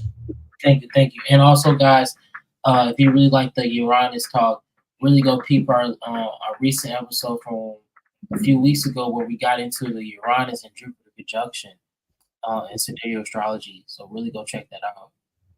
Really appreciate you guys, man. Type shit, man. Yeah, go check out the Hierophants Book Club channel. They actually have a channel. It's like we actually have an Initiates channel, but we gotta show it to y'all more. So we're gonna show it to y'all. Type shit. Gotta just put the content out, do some more brainstorming, but slowly coming together, man. Rome wasn't built overnight. Yes, sir. Yes, sir. Ramen Remulus. Raised by some wolves. That don't even make sense. Oh, and real quickly before we get off this live, just a real quick joint. So my coworker passed me a manuscript today. He knows that I enjoy literature from the mystical arts, so to speak. So he brought me a manuscript from the Rosicrucians. He said he got it from a 32nd degree Mason who was born in Harlem. Right? And I immediately told him the quick backstory of Pascal Beverly Randolph. He was very pleased that he had given me this manuscript. I didn't even open it yet, but it's mad thick. It's all paper, so I'm gonna go through it. But I'm gonna go through that shit like a fine-tooth comb, for real. Type shit. Protect the flame, fellas. Yes, sir. On the flip side, man. Yes, sir. Salute. Peace. That's it.